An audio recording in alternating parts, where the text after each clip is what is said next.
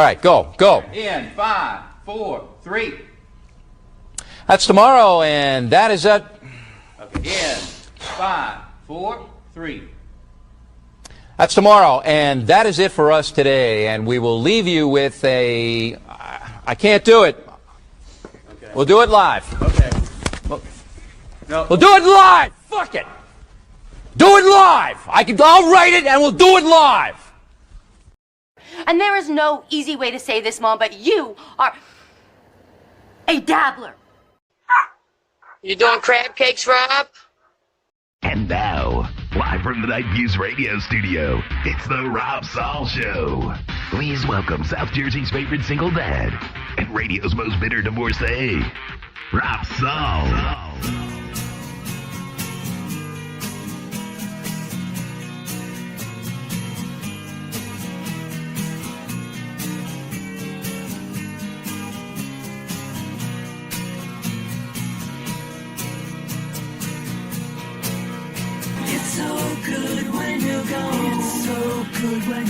I'm so happy you left. It's like heaven without you. I hope you never forget.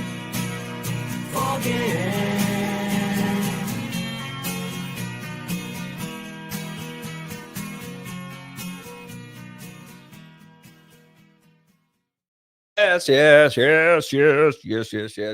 Hello, everybody. Welcome to the Rob Saul Show. That's right. I am your humble host, one Mr. Rob Saul. How is everybody doing this fine evening? Yes.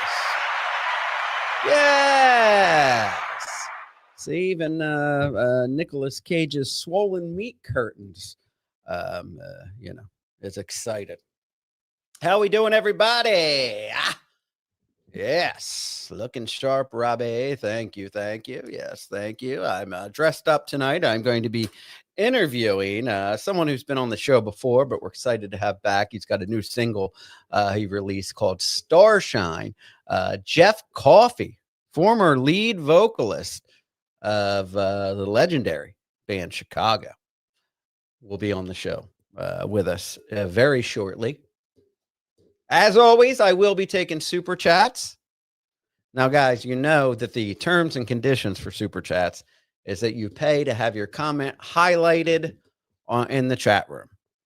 Yes, we are, most hosts, we read those. And I am willing to read those super chats, all your super chats, as long as they are not just completely off the wall, disrespectful to where I can never book the guest back on again. We're just not doing that. But thank you for tuning in. Listen, also, we only have a couple entries in. If you saw the show we did where I spent 20 minutes trying to spit in a vial to do a genetic test, we do have a little contest going on called where is Rob's Good Genes? There you go. Rob's Good Genes contest is going on. Send any amount of super chat you want and put what you think I am and the percentage. Whoever gets, because I'm a mutt. Whoever gets the closest to the most percentage I am will win some cash and prizes. That's right, folks. Some cash and prizes right here on the Rob Saul Show. Thank you very much, ladies and gentlemen. So, yeah, anybody who's eligible for that. Right now, I only have Metal, and Nasty Meal in there. Metal thinks I'm going to be 20% Middle Eastern. Hey. Stranger things, stranger occurrences have happened, folks. Yes. All right. I stopped super chatting because you blocked me. Well, you're chatting in here, so you're obviously not blocked. So, yes, that's right. Can you see the starshine, baby? The starshine, baby. Yes, that's I don't do it justice. Of course, Jeff Coffey will be on later, and we're going to talk. And the song's out, Starshine. You can get it on iTunes, but the music video is going to be dropping on Saturday. That's right, the music video for Starshine.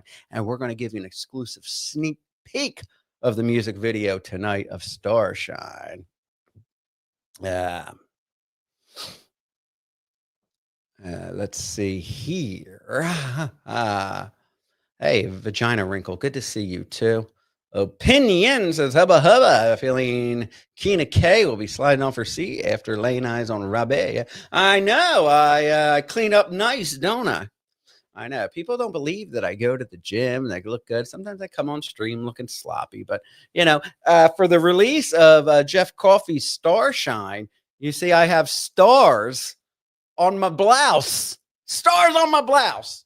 I'm keeping this one though, so I don't start messaging me like you usually do when you like one of my blouses and trying to get me to give it away. I still have Vagina Wrinkles cactus blouse. I'm gonna mail it. Do you still want that Vagina Wrinkle? I had it dry cleaned and everything to get all my DNA off of it. Love you guys. Love you guys. I'm glad to be back. I am so sorry for my absence, but I am back down to just one bartending job for the summer I was working to. So I am going to be on air with you guys more. So your memberships will, you'll get more bang for your buck because we're going to be doing a lot more shows.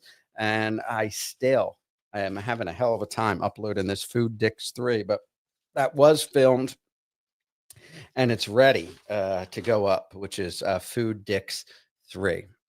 And of course, don't forget about Rob's Good Genes, where we're going to get my DNA results, and a lucky listener can win some cool shit by guessing what they think my heritage is.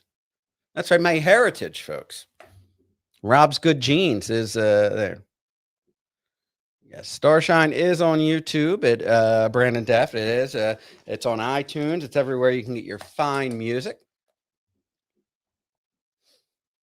Why did Jeff Coffey leave Chicago? I know the real reason. My good friend Jamie Yarbrough told me the story, and he told me not to repeat it. But he's passed away, but I'm still not going to do it. If Jeff wants to talk why I released it, go ahead and super chat him. I'll if you want to super chat that's a question I will ask Jeff again. I won't ask it myself because I've already asked him that on the air, but if you want to do it and see his answer, that's up to you. We will be taking some super chat questions for Jeff tonight. Opinion wants to know, will you be hanging out after the interview? I have some questions that will help me with my jeans guess. Yes, of course. Yes. Yeah. I don't super chat. Well, you just told me you stopped super chatting because I blocked you. Well, if you don't super chat, then your questions won't get through and you will not be entered in the contest. But we love having you here anyway. No one has to super chat. That's just the contest rules for Rob's Good Genes and for your questions for Jeff Coffey. That's got to be super chat. Vagina Wrinkle says, my mom is going to watch. She is in love with Jeff, I swear. Oh, wow. One of our moderators here. I have to tell one of the moderators here, their mother is in love with Jeff.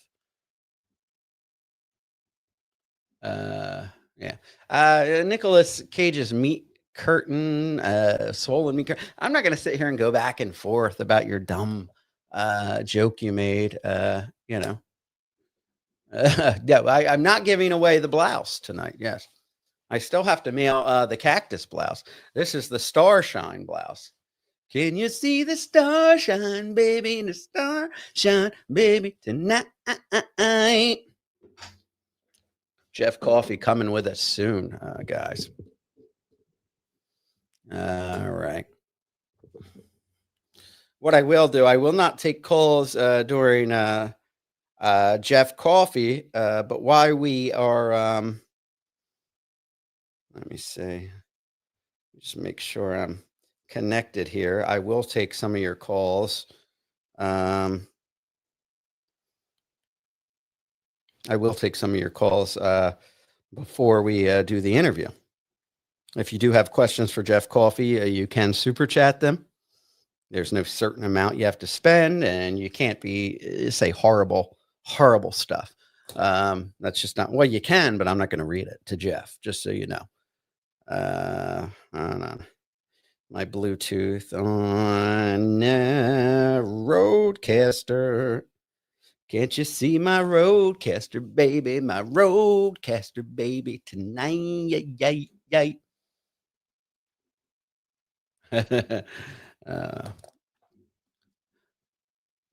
All right. So there we go. There's the saw line right there, scrolling at the bottom.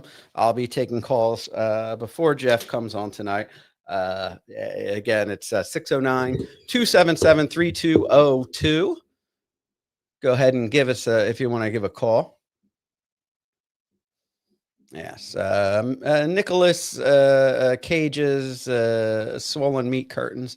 If you want to start anew, we can, but if I don't know about jokes about cum in my hair, but if it had something to do with dogs and shit like that, I'm not doing it. But let's see here. We have a caller already. Press 1 to send a voicemail. Press 2. Go ahead, caller. You are on the air. Hello, Rob. Hi. This is Mrs. Wrinkle. No, it's Mrs. Wrinkle. Who? Yes. I think my daughter is your moderator. Oh yes, Mrs. Wrinkle, Vagina Wrinkle's mother. You're a big Jeff Coffey fan, correct? Ooh, he's dreamy. Yeah. You like Jeff? I went to one of his concerts back in '83, and let's just say I know what the back of his car seat looks like. Oh, stop it! He was in Chicago in the 2000s, not '83. I don't know what he was doing in '83. Yes, 2003. That's what I meant. Yeah, 2003, not '83. No, I think he was in Chicago in 2016, 17, something like that. But Mrs. Wrinkle, anyway, I'm glad to hear you're a big Jeff Coffey fan. But Jeff's a happily married man. I'm sorry to inform you, he's got beautiful children. Jeff is off limits. Damn it! Yeah, I am sorry.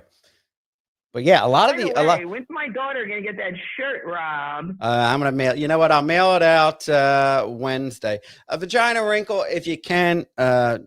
I have it, your address, but go ahead and DM it to me again.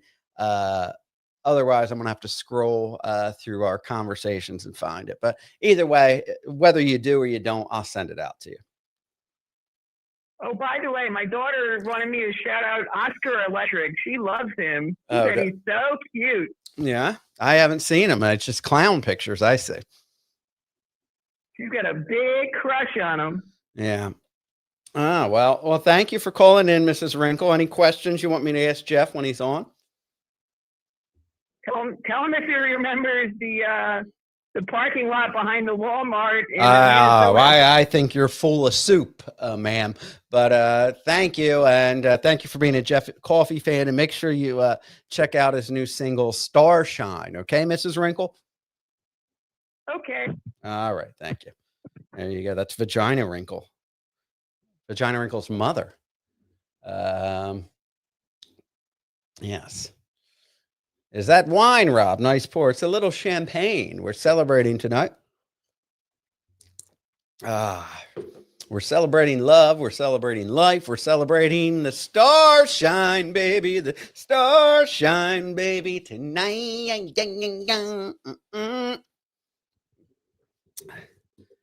I'll tell you, I don't know if you guys remember. I think it's when I was doing Brennan's podcast and making some money. I was out of bartending work, and then I ended up getting my job back, but I was like out of work for a couple months, which was like crazy for me, because I'm used to always working, always having my own money. And Jeff Coffey had a show in New Jersey, and he had Keith Howland, who's been on the show, one of the guitarists for Chicago, and of course Bill Champlin, my man crush. I just love that fucking guy. One of my favorite singers on the planet was there. And Jeff got me comp tickets, and he made sure I went back and got to see Bill. Jeff is is a cool guy. I mean, he's a real dude. He's not some me. I don't like fake people. Jeff's not a fake dude. Jeff is as real as they come. And man, what a talent. Like when he was in Chicago, he had to sing a lot of Peter Cetera songs. You know, maybe you know him. It's Kenny Cetera's brother, Peter Cetera. Man, Peter Cetera's got a unique voice, but Jeff Coffey killed it. He killed it. There you go. But anyway, yeah. So we, we're gonna give you a little sneak peek of his music video, which I'm sure Vagina Wrinkle, Mrs. Wrinkle, will surely love. The Jeff Coffey Starshine music video. The whole video is going to be dropped on Saturday, I believe, and we got a little sneak peek of it tonight, right here on the Saul Show. All right, well, we're going to get ready for the interview soon, so I am going to go ahead and turn off the phone lines. We only got one call from Mrs. Wrinkle. Let me.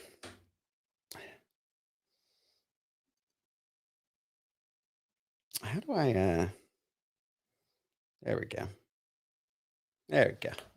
Phone lines are off, folks. Super chats will be open. If you do want to talk to Jeff, ask him some questions. We'll be happy to do that. Let's see. Yeah. I don't know. Am I freezing up for anybody else? I don't know. Don't get me going. Don't get me going tonight. Don't get me going. All right. Well, here we go. Little sneak peek. This is Jeff Coffey is now again, you can go anywhere, YouTube, iTunes, download the single. Go ahead, even if you have an iTunes subscription like I do, just go ahead and download it and support Jeff's music. Starshine, great song, but the music video will be dropping on Saturday. And here's a little sneak peek of it. City lights are shining, freedom in your eyes. Street light masterpiece with neon lights. I know you're finally here with me. All right, there you go.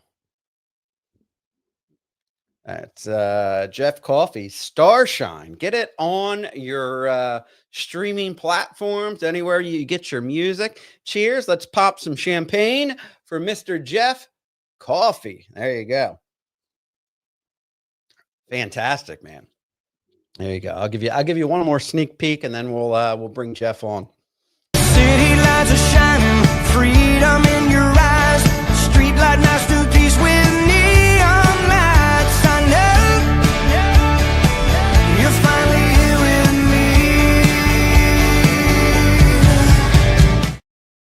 me. All right, that's Jeff Coffey. His talented singer and musician. Many people know that he's worked with Don Felder of the Eagles, toured with him. Then he was the front man for Chicago. I mean, I think he had Peter Cetera, who was the bassist and tenor vocalist for about 20 years. Then Jason Sheff for 30 years, and then came Jeff Coffey, and he killed it. I mean, he wasn't in the band for 30 years or anything like that, but I mean, at the time he made an impact. I mean, he a fantastic singer, and we love him. I finally got to see him live. Great dude. Let's welcome Mr. Jeff Coffey. There he is. What's up, my friend? How you doing? Good. How are you doing this evening? I'm good, man. Yeah. So, one of the moderators here said in the chat, that does the chat, says their mom is watching tonight because she's completely in love with you. But I said, yeah, Jeff's a cool dude. But I will say, you know, we've talked about it before, and you've been on the show before, but you know, I really hadn't seen Chicago since Bill Champlin left. And when Jason left, my friend Jamie Yarbrough, who you know, rest in peace, you know, kept saying, Rob, you got to check Chicago out. They got this new, you know, lead vocalist, bassist, Jeff Coffey, and he's amazing. It's like old school Chicago again, and great vocals.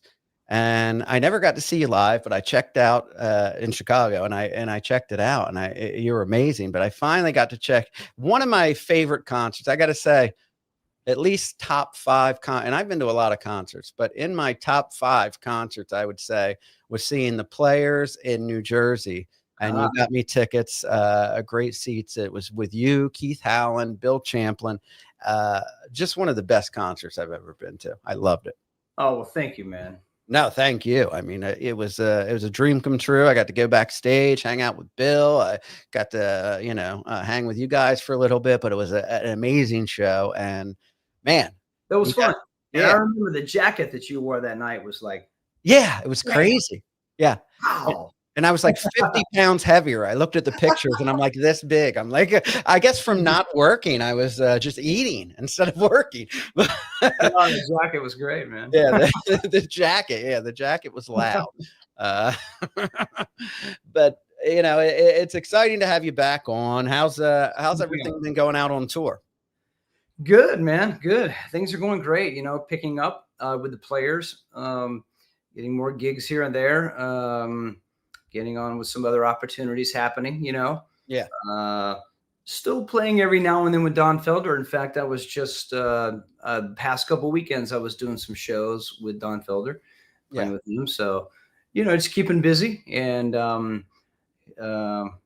that's the thing, man, keeping busy, you know, just keeping the music going. Yeah. And now it is. It's like, so like now it's different in the music world with technology and everything like that. So, you know, when people are putting out, you know, artists are putting out singles.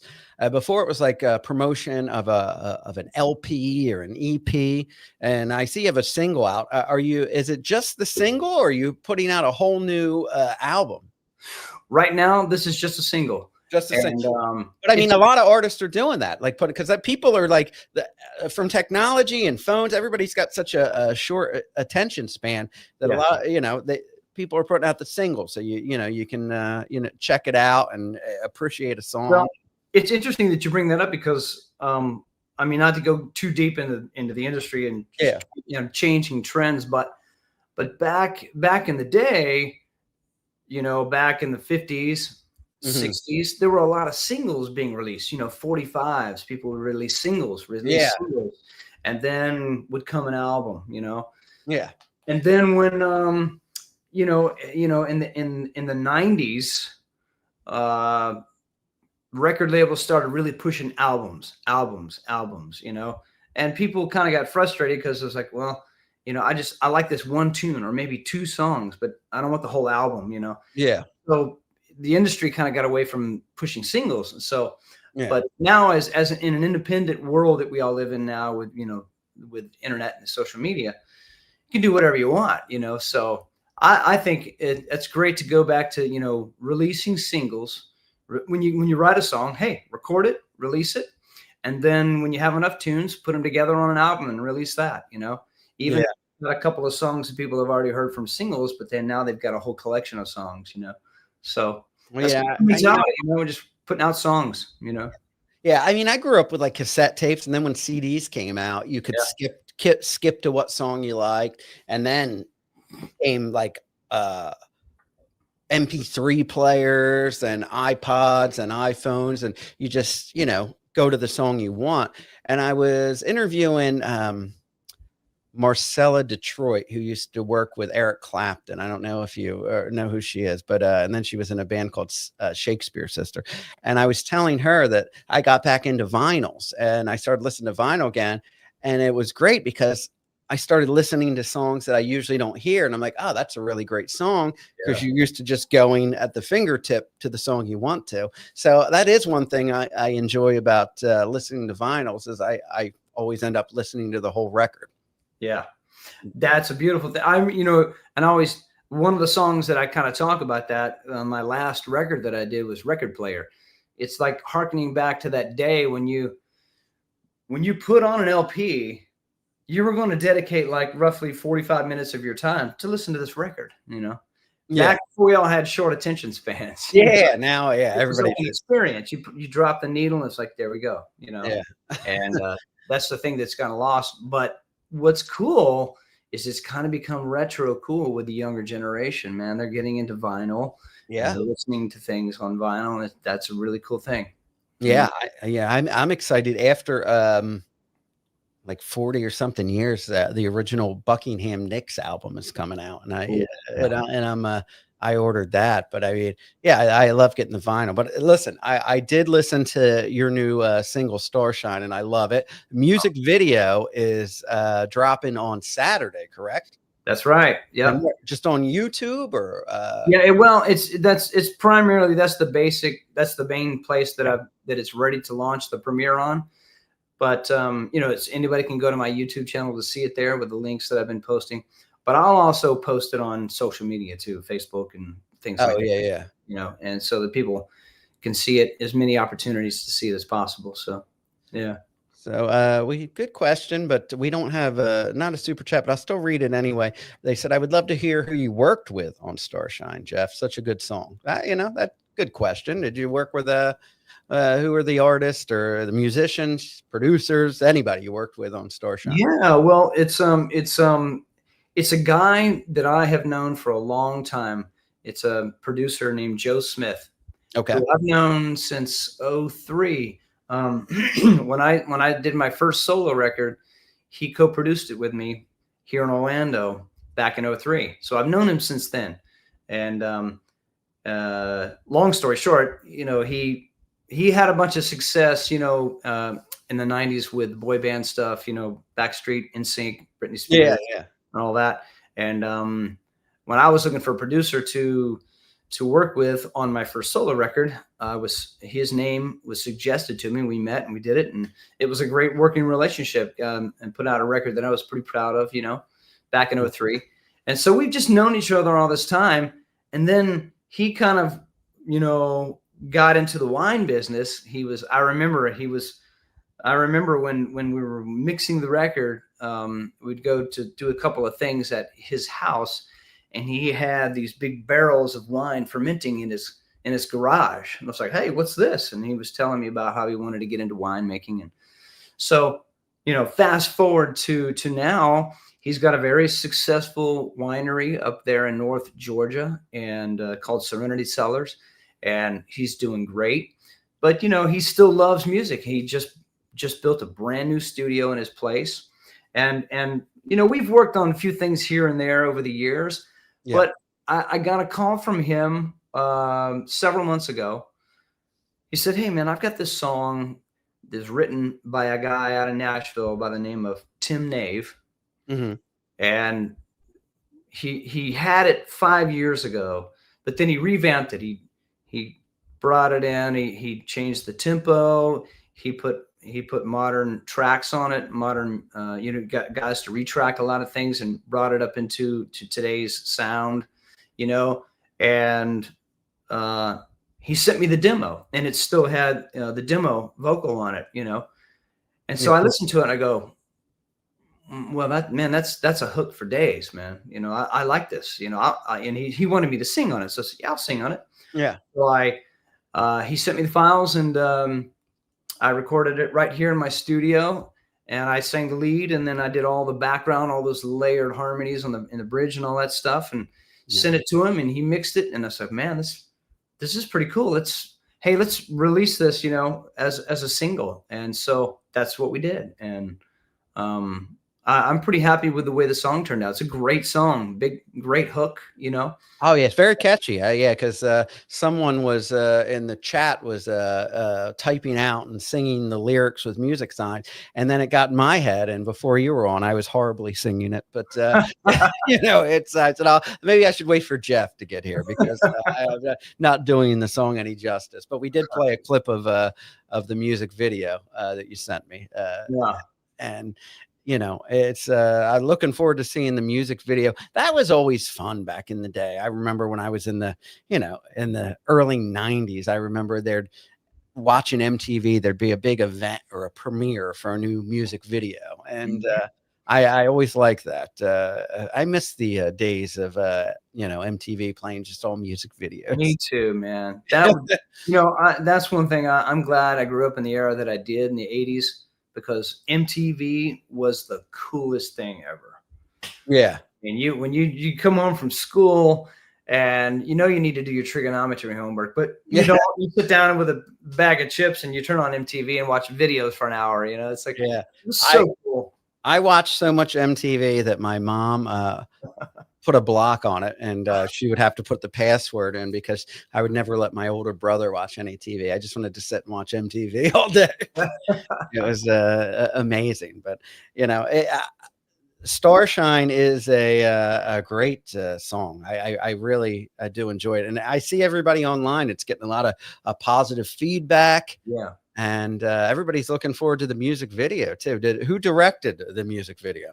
Yeah, the music video was fun to do. Actually, it's funny. The roundabout story is how we did this. It all happened really fast. I mean, I had some gigs with the Players. Yeah, we had booked a show in Banner Elk at the this really cool place in Banner Elk, Eagle's Nest. It's got a stage that's right over the mountain, and behind it you see, you know, the mountains, and the seats are carved into the mountain. It's a really cool place. And so we had a gig booked there, and then 2 days later we had a show booked at 3rd and Lindsley in Nashville. So we were doing a little run, and we said, hey, since we're coming up here, it's a cool place. He said, let's shoot some videos in and around this area in the mountains, and then we'll also get some live stuff when the band plays. We'll run the track and get some live video footage of the song during the show at this venue. So that's kind of how it all came to be. And so we kind of had some conceptual things that we wanted to grab, you know, some certain things we wanted to get. And we had a couple there that you see in some of the promotional clips. They're the love interest. And we did some stuff in Bristol at there was a car show happening, and we did some stuff there right in front of Michael Waltrip's brewery there. So that's where my brother lives, in Bristol. Oh yeah, yeah. It was a cool car show there. We got some footage there, and we combined that with some mountain stuff and some stuff with the couple and some the couples. Yeah, it's like I kind of thought when I saw the couples, I remember the video of You're the Inspiration. They always had the couples like walking there, but back then they like dated, and they had to make them look like Madonna and Billy Idol. About hair. Yeah. The glory days of the 80s, man. Yes. And by the way, Jeff, what I've seen on Chicago's Greatest Hits Live, Jeff kills it on You're the Inspiration. That's got to be not an easy song to sing, and it's so high. But I mean, man, you kill it on that song when you did that with Chicago. Thank you, man. Thank you. You know, it was a true joy and a pleasure to be a part of that band, and I'm so glad that my short time there that we did a pro shot there at Granger Studios, so that it kind of captured my brief moment with those guys. Everybody in that band was just phenomenal, and it was so much fun. You know? Yeah. The You're the Inspiration video, though, I was going back to that. I was just thinking about that. One of my favorite parts of that is you know, that they're all like lounging around playing instruments, but there's no horns in the song. So like Jimmy Pankow and Lee Loughnane are playing synthesizers, but Walt's just sitting there reading the paper during the You're the Inspiration video.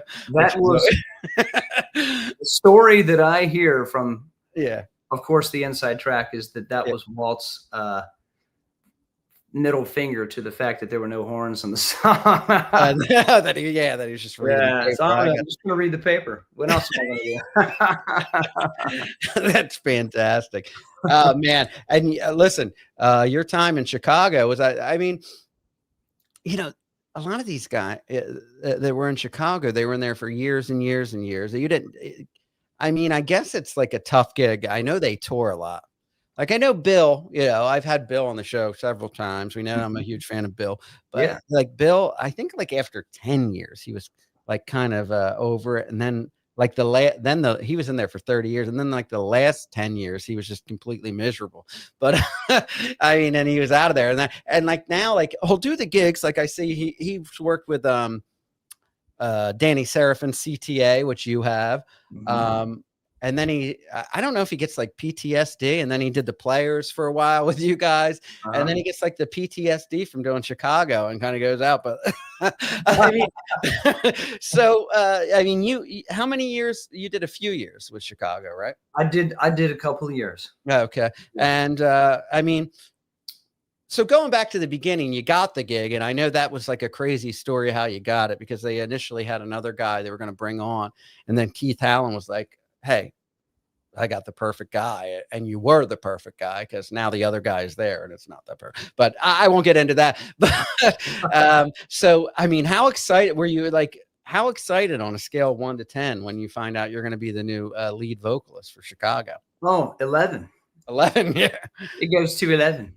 Yeah. Yeah, I mean, what an opportunity. I mean, I guess it was just one of those things where just kind of in the right place at the right time, but I put myself out there going up to Nashville on a regular basis and getting in front of a lot of people. And from that, my name got put in that hat when Keith started calling around Nashville and asking musicians, hey, do you know anybody? And that's how I got my name in the hat. And so and then I mean, I got the call from Keith one day, and we talked and we hit it off, and did the audition, if you will, and then that was it, and it was I think it was good timing at a time for Jason in his life that he needed to be home for some things, from very important family things, and then I was kind of putting myself out there, and this gig came along. And it really, to me, I mean, I'm such a Chicago fan anyway. Yeah. I grew up with these songs like so many other millions of people. And, it was just it was so in my wheelhouse, and it felt so natural, locking in with that rhythm section, playing with Tristan Bowden and Keith together as a rhythm section was, it was every night, those 2 hours I was in Happyville. It was awesome. It was just amazing to play with those guys. And so, I mean, it was a great opportunity, great experience. And the fans were really receptive. I mean, it wasn't like, I mean, and they loved Jason. I mean, I grew up like my Chicago, I'm 43. My Chicago was always Keith Allen and Dwayne Bailey, the guitar players, and then Bill Champlin, Jason Sheff, and those were the guys. And I mean, that was my era too. I mean, when I was in high school, it was the 80s. It was Chicago 17, 18, like big records, big videos. The car going through the billboard sign, all that. Stay the Night, all that stuff. And by the way, that's another song you kill. Not to interrupt you. Stay the Night. You doing Stay the Night is amazing. That's a great song. That's a great song. I mean, and then I've told this story before too. And Jason and I have had several conversations about this too. Yeah. He's a great guy, and we've become close. And I tell him, I said, look, man, when Chicago 18, when that came out, everybody was like, ooh, here we go, new lead singer. Yeah. Killer record, right? Oh, yeah. And then his voice blending with Bill Champlin, magic. It was magic. It's a different kind of a magic than the Peter Cetera Champlin thing was magic too. Oh, yeah. This was a new thing. And it was great, and when you have somebody like Foster at the helm making it all sound like $1 million, I mean, it was a great record. And that was the first time that I saw Chicago live, was during the 18 tour with Jason. Wow, that's had to be amazing. That's when they used to do stuff like In the Midnight Hour and all that. The 18 tour, they used to do a lot of stuff. They were still doing, I think, got to Get You Into My Life, and Yeah, I mean, and then you joined, and I remember saying to Jamie Yarborough when he introduced me to you at Chicago, I said, "Man, this guy is good," and I said, "It's a shame he didn't get to sing with Bill." And then I got to see you sing with Bill, and it was amazing. I mean, it was really like you blended well your voice with Bill as well. I mean, I saw you guys do Hard Habit to Break live, which is the 2-part harmony thing. But it was amazing. It's a joy for me anytime I get the opportunity to sing with Bill Champlin, because he was the guy, man, back in the heyday in LA scene. He was the guy. It was the two vocal guy. And then all those big hits that he sang with Chicago and TV shows, In the Heat of the Night, and so many things. His voice has been on so many records and background harmonies that you don't even know of, like Kenny Rogers records. The list goes on and on. So many that you don't even know. That Tubes tune, She's a Beauty.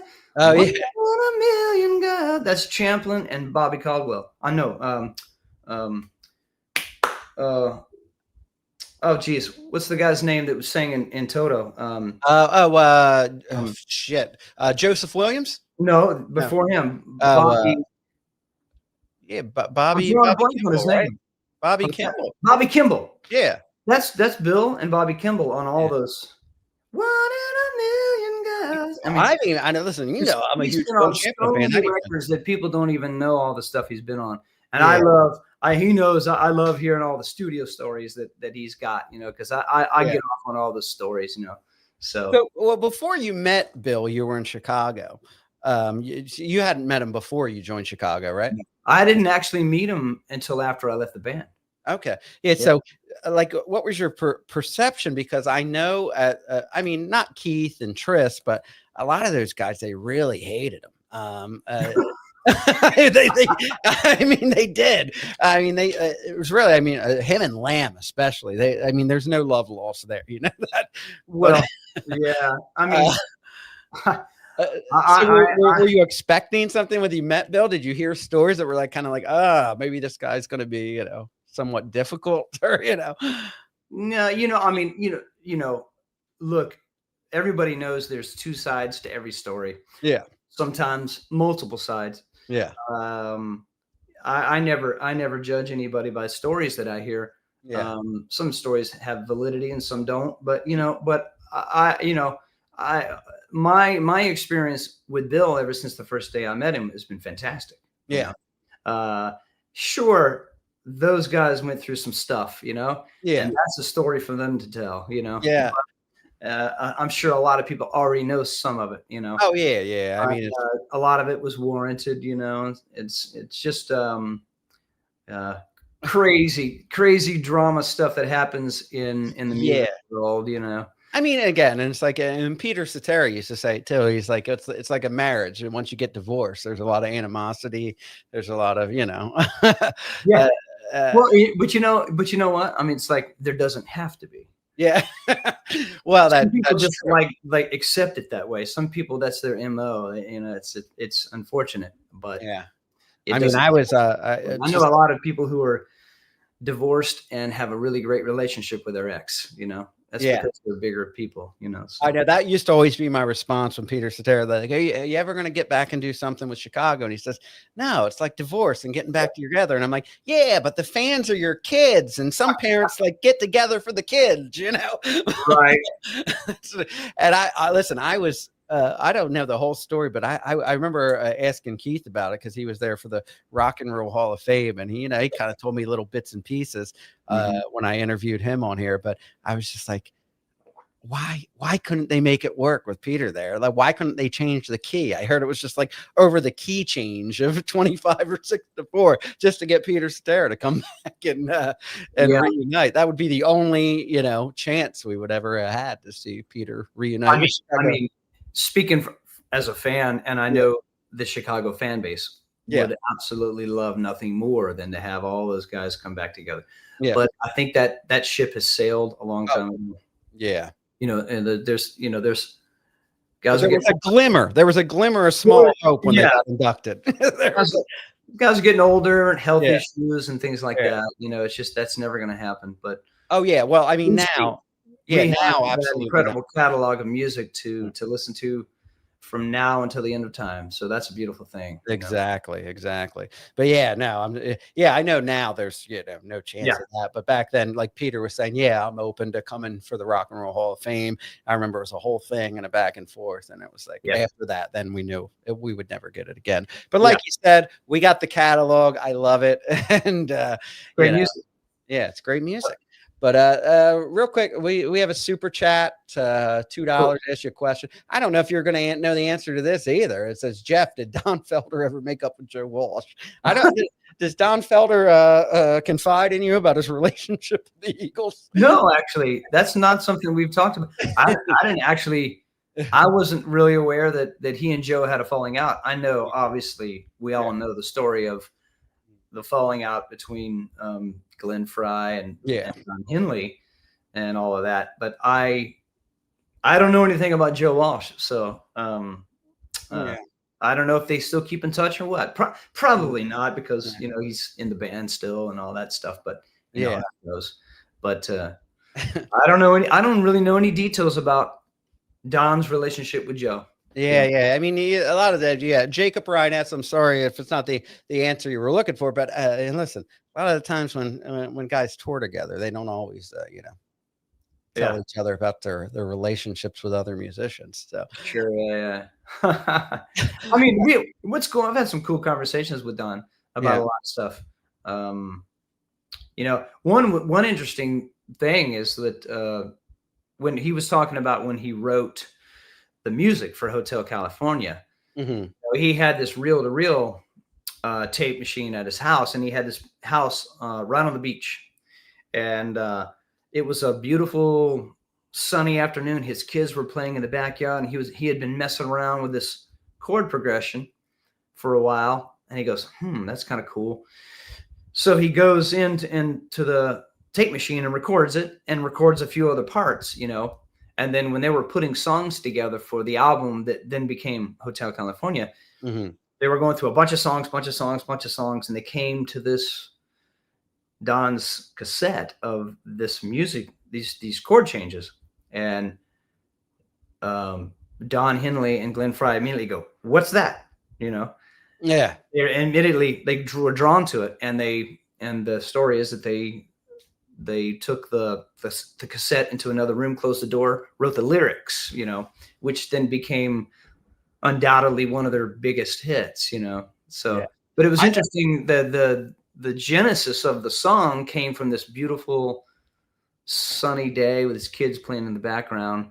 Yeah. But the lyrics really made the song too, because it talks about the dark side of LA and California. Yeah.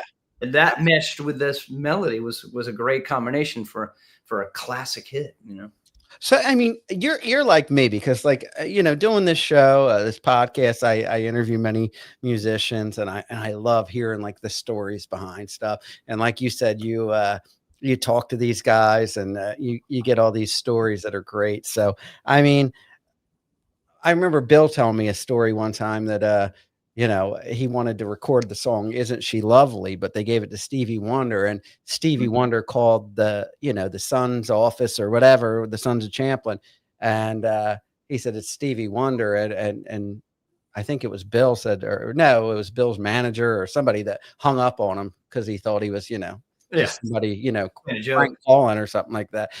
Bill did end up doing a version on somebody's record of "Isn't She Lovely," but I just thought that was he says he says, when opportunity knocks, we always answer the phone. But going back to that, even if not, Bill Champlin, what is one of your favorite, aside from the one you just told us about with Don Felder there, you've heard like a behind the scenes story that you thought was really cool coming from one of the guys in Chicago or any of the guys you worked with? You worked with a lot of people, but that you thought was, Well, I did hear an interesting story about some people may already know this story, but I did hear that when they were recording Chicago was recording Chicago 2. Yeah. And Jimmy had done this big ballet for the Girl of Buchanan, this big long masterpiece that he kind of did in movements, kind of like an orchestral movements with several movements, which then kind of got chopped up by the label and made into singles. Yeah. When it came time to lay down a vocal for what's the oh geez, see, I'm always Make Me Smile, Color My World. Color My World. Yeah. When it came time to lay down the vocals for that song, nobody wanted to sing it. And they went to everybody. Nobody wanted to sing it. Well, so this is the story that I heard. So Terry Kath was kind of laying on the couch in the control room, kind of half out of it, you know, and they set up a mic down to his face. You know, he was still laying down on the couch. And all right, you're going to sing this, man. So he sang the song kind of half out of it, laying on the couch. And that was the take, which then became the quintessential wedding song of the 70s, right? I know. Color My World. Funny how things like that happen, you know? I remember in jazz band in high school, that's what I played. My brother was a year older and he played the bass. So it's some guy on the drum, some guy from theater singing, and me playing the piano. And we did Color My World and I'm a Man, I believe. But yeah, Color My World. That's one of those classics. And, you know, that's another one where when Bill Champlin joined the band, he sang all of Terry Kath's songs. But they were saying that, you know, he went off the melody so much with Color My World that they ended up changing it to Robert singing it. Yeah. But I think, I know I've heard him recently. I think it was at the show the concert that I saw you guys. Didn't Bill sing Color My World? Yeah. Yeah. And I love hearing Bill sing Color My World. People are like iffy on that. I see it online. It's like when I went and saw Chicago every year, I would always love it because I could go to 3 different concerts on 3 different nights and it'd sound different because of the way Bill sang it. But then there's these people that are like singing exactly like the record. Oh, well, yeah. Completely. Well, I can't tell you how many times we have come off a show and we hear from people, why didn't you play Color My World? You know, people love that song, man. They love that song. I mean, it's just, you know, it's just a very simple little progression, but that's sometimes those things connect with people in a magical way, you know, which that song did, you know. But yeah, no, Bill is all about the music. Yeah. That guy will he's all about being in the studio and creating something new. And he is definitely a vocalist who doesn't like to sing something the same way twice, very much like Michael McDonald. Yeah. I mean, if you go to a Doobie's Brother concert, you know, I mean, with the players, we've got our buddy Ed Toth playing with us, you know, from the Doobie Brothers, and he was in Vertical Horizon too. If anybody remembers that band from the early 2000s, they were fantastic.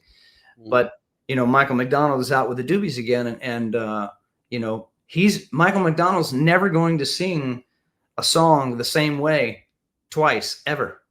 And that's just the style. Some people's style, you know? Yeah. Some people like it. Some people don't, you know? Yeah. Yeah. It is what it is. I love that type of stuff. Now, when you joined Chicago, was there a 2-part question I have for you? What was the song that was most difficult for you to sing? And then the second part of that question, were there any songs that weren't on the set list that you said, I want to take a crack at this one? Oh, well, yeah, to answer your first one, there was nothing that was really difficult to sing. It was all pretty much in my wheelhouse. They were all really fun.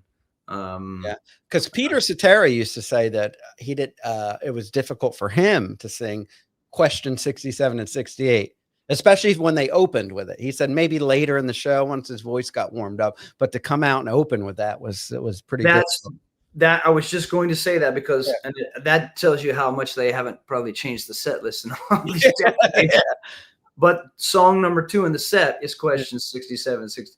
And it was my first vocal of the evening. So, and it's a high song. So I had to I had to do a really good vocal warm up before the set. Like I would do a good 30-minute vocal warm up. Wow. Yeah, and Keith has told this story too. Like you'll hear me in the showers down in the dressing rooms, like warming up, because I wanted to make sure that I was good and open. You in the shower and you're hearing, "Can this feeling that we have together?" Yeah, I mean, so you don't want to crack on that first song, Yeah. So, yeah. I mean, it's early in the set for that, but yeah, so you had to prep for that. Yeah, you got to prep for that. And there were some songs. I mean, when I was in the group, I was trying to, nonchalantly suggest, hey, why don't we do this song? Why don't we do hey, why don't we do I think Stay the Night was one of them that I suggested. Yeah, Stay the Night was out of the set list for a while, and I think it doesn't have horns in it, Oh, yeah, that's they're on there. Trying to talk them into that, ain't gonna happen. Yeah. And God, there was some other ones too, but yeah, I mean, well, yeah, because even Stay the Night, I guess they couldn't work that in because, like, even now when they do like for years since I've been seeing them in the '90s, they added horn arrangements to You're the Inspiration and Hard to Say I'm Sorry.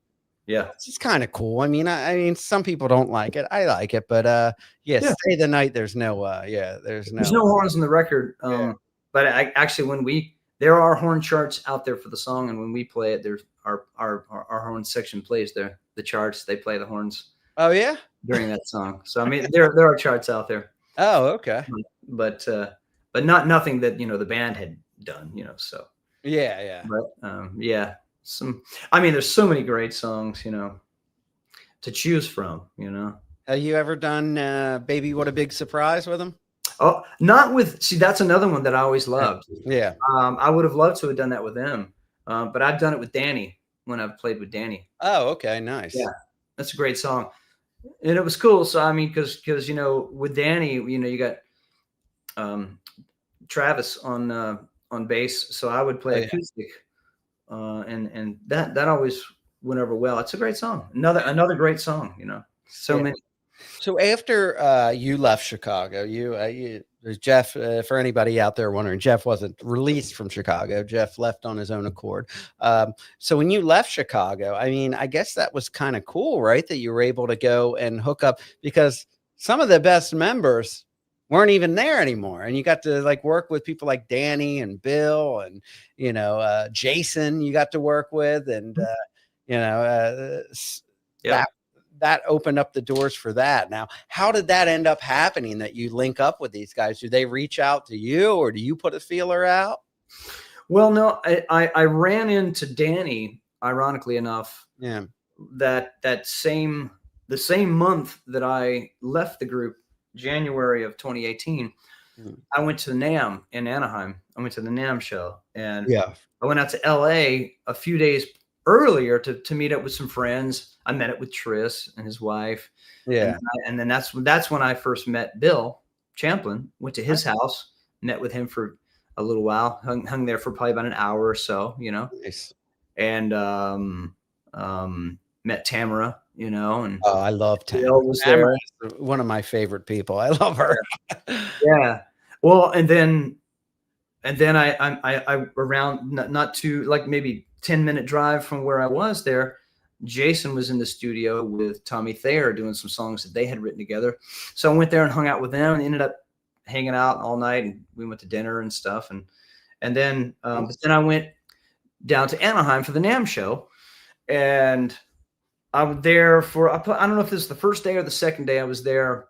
We're walking in the opposite directions down one of the big corridors, and we spot each other. I had not met him, at that point, and we immediately went over to said, "Hey, man," I said, "It's great to finally meet you, Danny." I said, "It was a pleasure for me to be a part of the band, that you formed all those years ago." And it was, so we exchanged numbers, and then I don't know, maybe a month or so later, he called me up and asked if I wanted to come and do a little show with him at one of the Canyon clubs in the LA area. Yeah. So I went out and did a show, and then he called me again, I don't know, weeks later for something else. And then I just started slowly kind of playing with him more and more. Because I was kind of doing my thing, and then I was playing with Don Felder at that point, and I had a few things going on, but then I was just wanting to work too, so I started playing with Danny more, so I probably played with him on and off for about, I don't know, 3-4 years, maybe. Yeah. But the whole time that,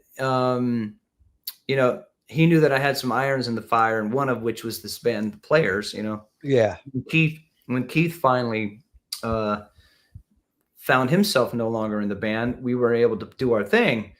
And I said, Eventually this is going to become a scheduling conflict. And it finally got to that point where we were starting to get more gigs, and it was it was conflicting schedules. So I had to bow out playing with Danny, and we're concentrating on The Players. And then and with this single, I'm going to do, we're excited to do some music together with The Players, and Keith and I are writing some stuff, and I've got a bunch of tunes.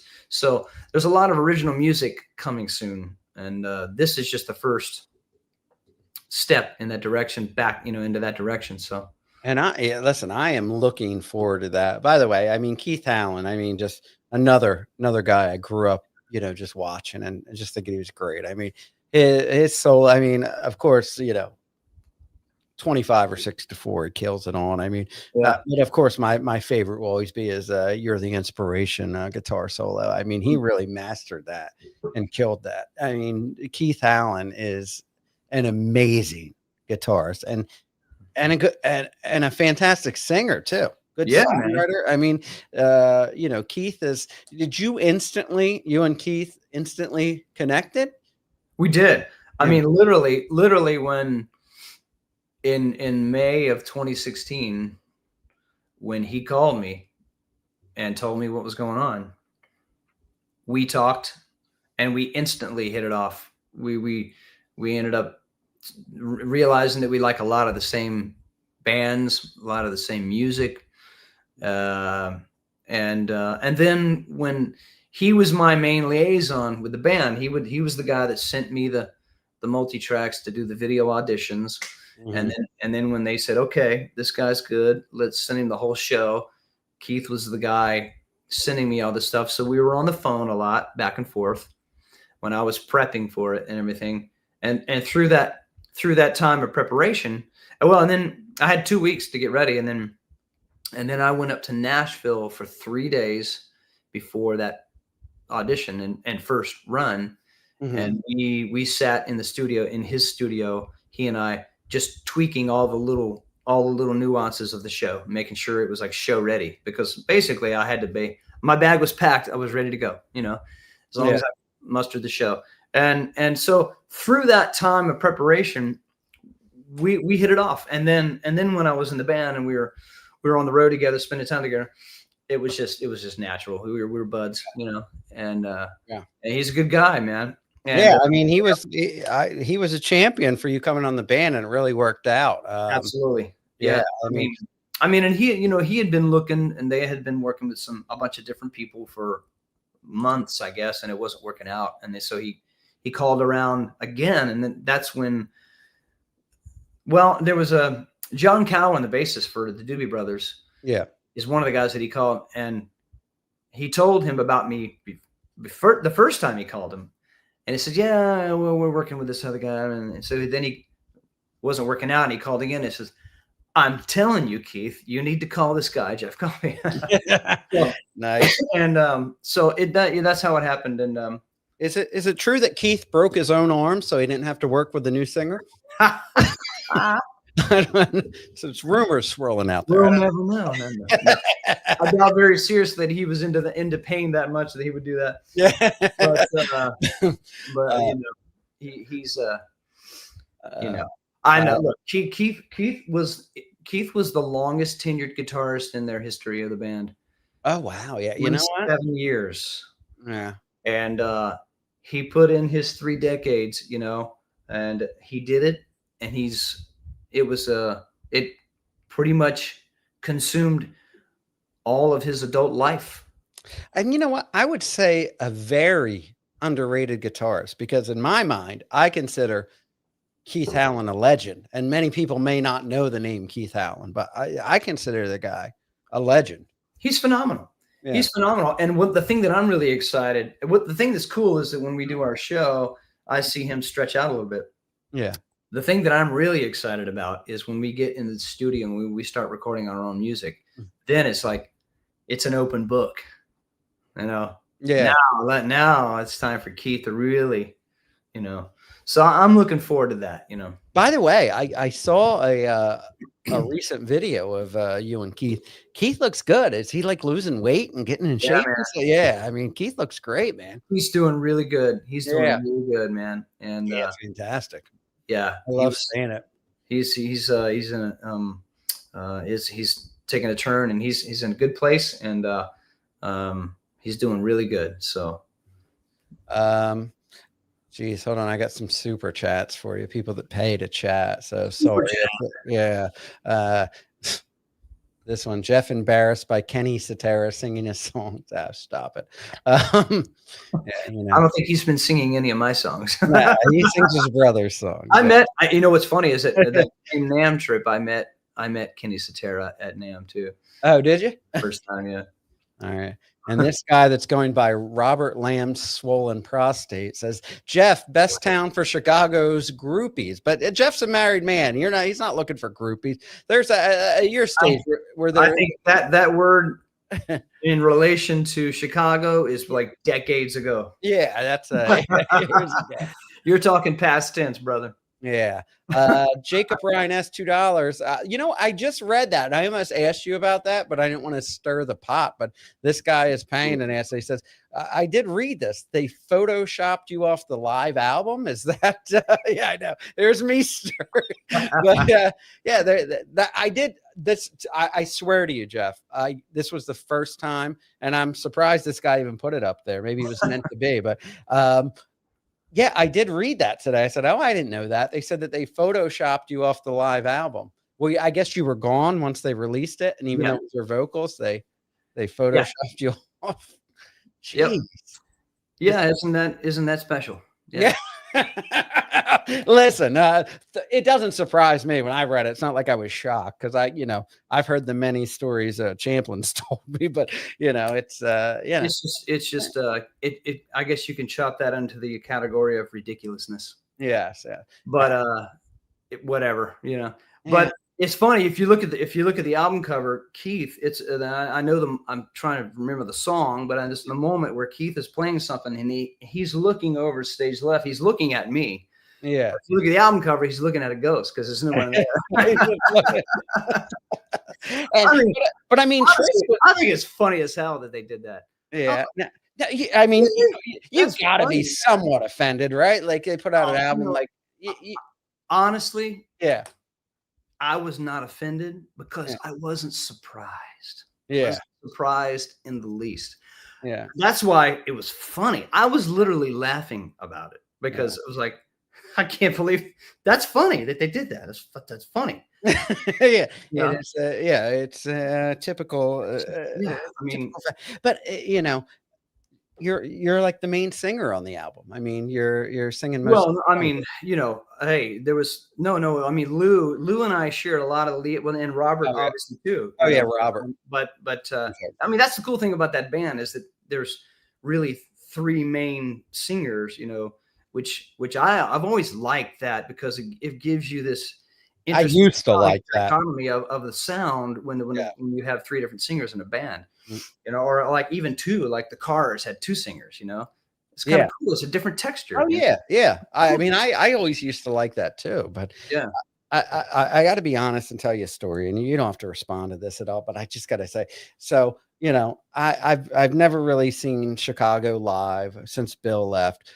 Jamie did get me a ticket up front to the taping of Chicago and Friends.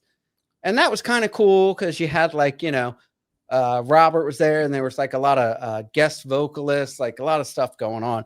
But aside from that, that's all I've seen is back when it was, Jason and Bill and Robert.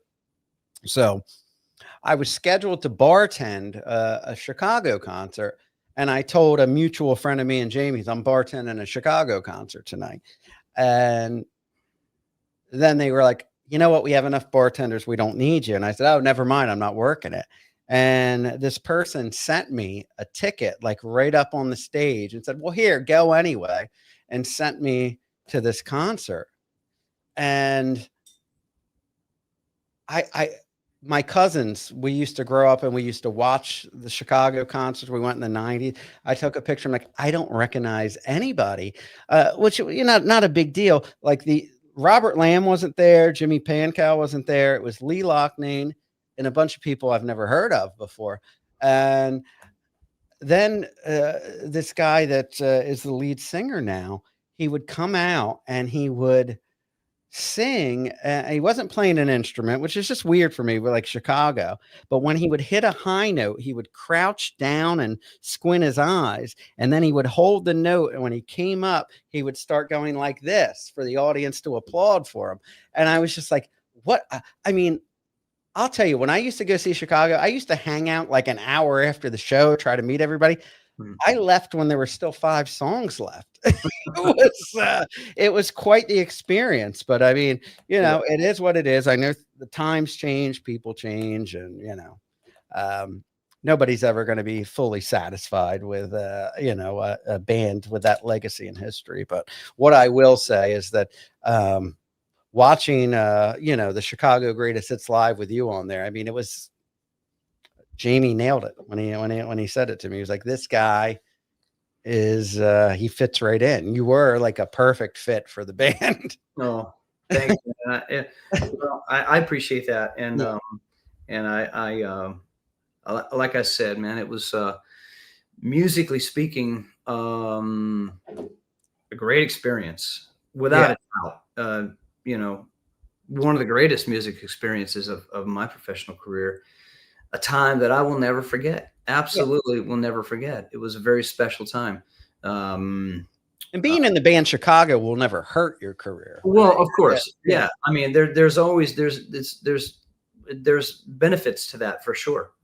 Yeah.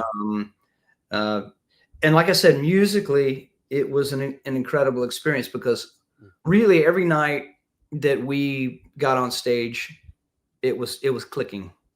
And when we got off stage, we were like, it was fun. I think a lot of people were having fun. Yeah. And I think, you could see it on stage, I think, really. Yeah. And I'm glad that we had the opportunity to capture my little short period of time in that band. I mean, don't blink, you'll miss it, Yeah, I did. Yeah, right. See, but having that pro shot there at Granger Studios, at least I was able to have that captured on a pro shot, because that was a special moment in my life. Yeah. And, musically speaking, it was never boring and never not fun on stage. And from what I heard, like, your kids were involved in that. They were like, the directors were like showing them in the sound booth, right? Like your kids were there and you had your family there. It was like a good time, much to the chagrin of some. Yeah. Yes.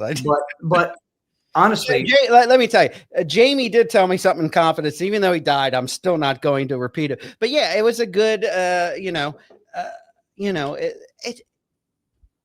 people, there's just in bands like that, there's just people that, Exactly. Yeah. Sorry. No, I mean, for example, that particular instance, the guy that was running, I cannot remember his name. I met him. He's such a great guy who was running the Granger Studios at the time. And he was very instrumental in keeping bands coming there. Yeah. He's no longer there. And now I hear they're no longer having bands at Granger Studio anymore, which is really, really a shame. Wow. But no, he actually, my kids were sitting with my wife in the audience watching the show. He actually came up and grabbed my little one and brought him, because he knew my little guy was into like tech stuff, and he brought him into the control room so he sat next to one of the editors and one of the screens, and so he was watching. Yeah, we thought that was the coolest thing. That's gonna be cool. See, Dad. It was cool that he actually he came out and asked him if he wanted to do that, and he can't. So, Yeah, I mean, and that's the type of people you want to work with, people like that are, yes, because you are, I mean, Jeff, as talented as a musician as you are, and bassist, singer, I mean, you're a family guy. You have a loving wife, absolutely beautiful kids. I mean, and you like to have them a part of what's going on in Dad's life. Well, hey, look, not too many people can say that they've done that. Yeah. I mean, Exactly. I have a lot of friends, musician friends. We do this. Yeah. But there's not a lot of people out there that can say they do this. Yeah. And I wanted my family and my kids to experience this. Yeah. No one was in anyone's way.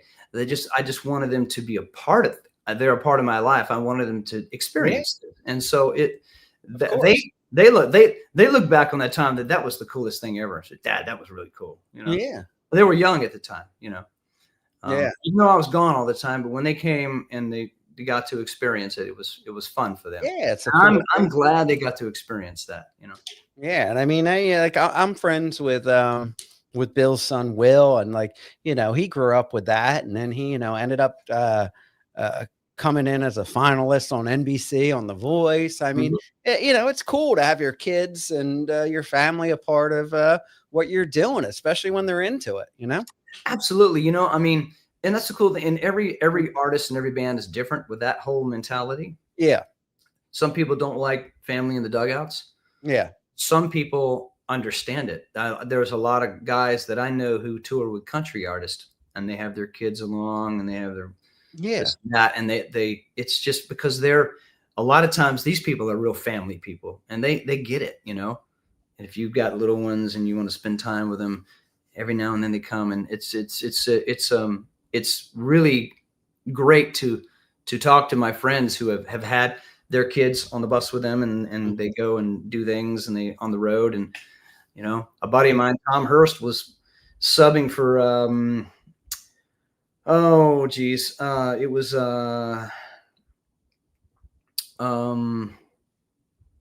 see, I'm so horrible with names, man. What's the girl that Carrie Underwood? Oh, Carrie Underwood. Tour with Carrie Underwood, and it was an arena tour, and he was subbing for their drummer because he had some surgeries. Yeah, and he was posting pictures of sound check. Yeah, and his son's right behind the kit, with the earphones on. I said, that's awesome, man. Yeah, that's awesome, and it's awesome that they were cool with that. I think not everybody is. Especially, when you get, and you have kids, and you be a part of it. Now, how old are your kids now, Jeff? Oh man, they're 21 and 19 now. Oh wow, my oldest is taller than me now. They're grown and out of the house and working, and we're are they proud of Dad? Do they are they into your music and what you're doing? Yeah, are any of the kids musical? Are they into music? I mean, my youngest, when he was young, when he was 6 years old, he wrote his first song about our dog at the time. Oh, and it's on my YouTube channel. It's called Bailey, and he wrote it about our dog Bailey. It's the cutest thing. Oh, he wanted to write a song, and he wrote I said, look, well, all you need is a chorus and a verse, and I'll find the chords. You just write the melody and the lyrics, and he did, and I recorded it for him, and then he ended up winning some contests and everything. Oh, that's awesome. But then my oldest, when he got into high school, started playing, or middle school and high school, started playing trumpet in the band. But it didn't really last too long with either of them, so I was never going to push them. Yeah. But if they ever showed a real interest and an aptitude, I could certainly tell them what not to do. I could guide them in that direction, but I was never going to push them into this crazy, wacky, screwed up business, so. Yeah. And I was saying before you went on there, from doing this podcast, I've met so many people, but I said, you're like one of the main people I respect, because I really get a sense of people that are being phony and disingenuous, but you are just like a genuine guy. You're a nice guy. Oh. I mean, you helped me out when I was out of work come to the show and hang out. Made sure I got to meet Bill and hang out and everything. And I'm like, and you're a family guy, you know, you're just, and even with the Chicago, you were in there, you're appreciative of the opportunity. You're not negative. You're not bitter.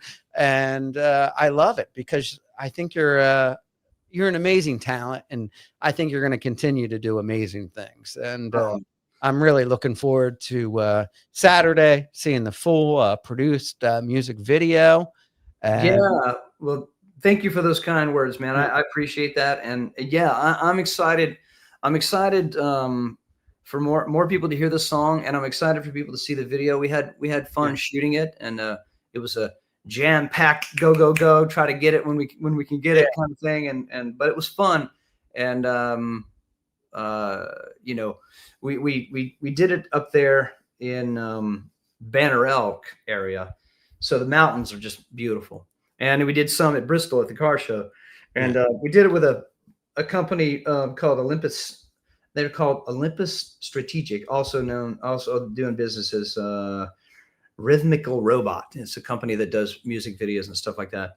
Yeah. And they're based out of Bristol. So we got a bunch of stuff captured, and it was a fun process. Been teasing little things out as this week goes to prep for the release, you know, but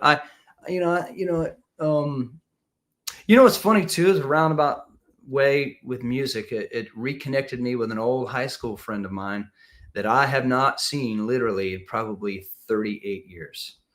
Yeah. And he had over the years has become a video editor.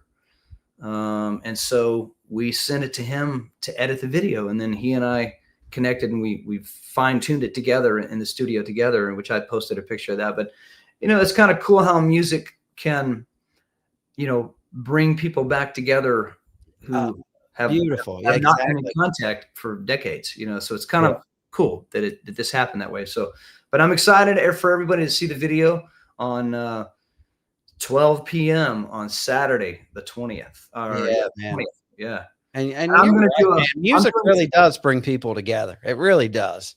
Absolutely. You know, and music is a powerful thing. It really is. And I've seen the effect that music can have on people, and that's why I do it, you know, because I love being a part of that effect, you know, making something happen with people, resonating with people. So, but you know, we're teasing up the release, and I'm actually getting ready to go on a nice little anniversary trip with my wife. It's 25 years now. Holly, give it up for Holly. We love Holly. And we're gonna go to Copenhagen for a couple of days, and then so I'm gonna be in Copenhagen during the release. So I'm gonna go live, and I'm gonna talk it up, you know, right before the release. I'll be in Copenhagen, and then we're gonna get on a ship and cruise around Norway for a week. So wow, yeah, that's the latter part of our September. That's what that's looking like. So that's awesome. And the players still, are there any upcoming shows? Or well, we've got some things. We've got some. We also do a trio thing. We got some trio things lined up. They're privates and stuff. But we got some more players show. We're getting ready to go back to Third and Lindsley in December. So we're going to go back to Third and Lindsley. Excited about that. I love that place in Nashville.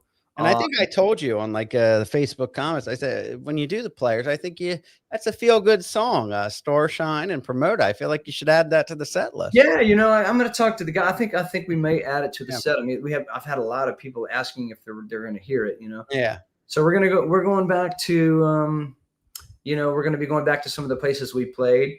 Well, we're going to be going back there on December 21st at Third and Lindsley. Tickets are going on sale very soon. We're going to be going back to the Alabama Theater in South Carolina soon, back to the Beacon Theater in Hopewell, and some of the other places in New Jersey. And so when these gigs are finalized, they'll be up on our calendar. So, yeah, man, we're just and you know, just a question out of curiosity, because I keep in touch with Bill and Tamara, but I don't talk too much business. Will Bill ever be on the players again, or any gigs with him, or is it just mainly you have a permanent keyboard player now, and Bill's doing. Well, we do have a permanent keyboard player. It's Rob Arthur. Yeah, who was with. He's been in Frampton's band and his musical director for the past. Wow, he's great. I've heard him, by the way. Yeah, he is yeah, good. he's fantastic. You know, and I met him when I was playing with Don Felder. Yeah, I used to play with Don. But no, yeah, absolutely. There'll be, depending on what the location, and if we ever can do some stuff out west, yeah, man, absolutely, there'll be some opportunities for Bill to come and play with us again. Because like I said, it was always a joy to play with Bill and sing with Bill. Yeah. I mean, you guys, it's like you guys had been singing together for a long time. I mean, I think I told you at that show. I said, Jeff, I'm like, thank you. This is like one of the best concerts I've ever been to. It was amazing. Ned Beatty, $1.99 says, Jeff, opinion of Shuley. Opinion of Stern. He's not in the whole Howard Stern Dabbleverse world. I'm sure he doesn't know who Shuley is, but yeah, I unfortunately I would have to say I can't adequately make a comment on that. Do you know Stuttering John from the Howard Stern show? That used to I have heard of him. Yeah. So, yeah. Well, I was on his podcast today promoting interviewing you today. So we have a lot of people carrying over from cool. that appearance I did today. Cool. But man, but any other questions from any people? What's that? Any other questions from anybody?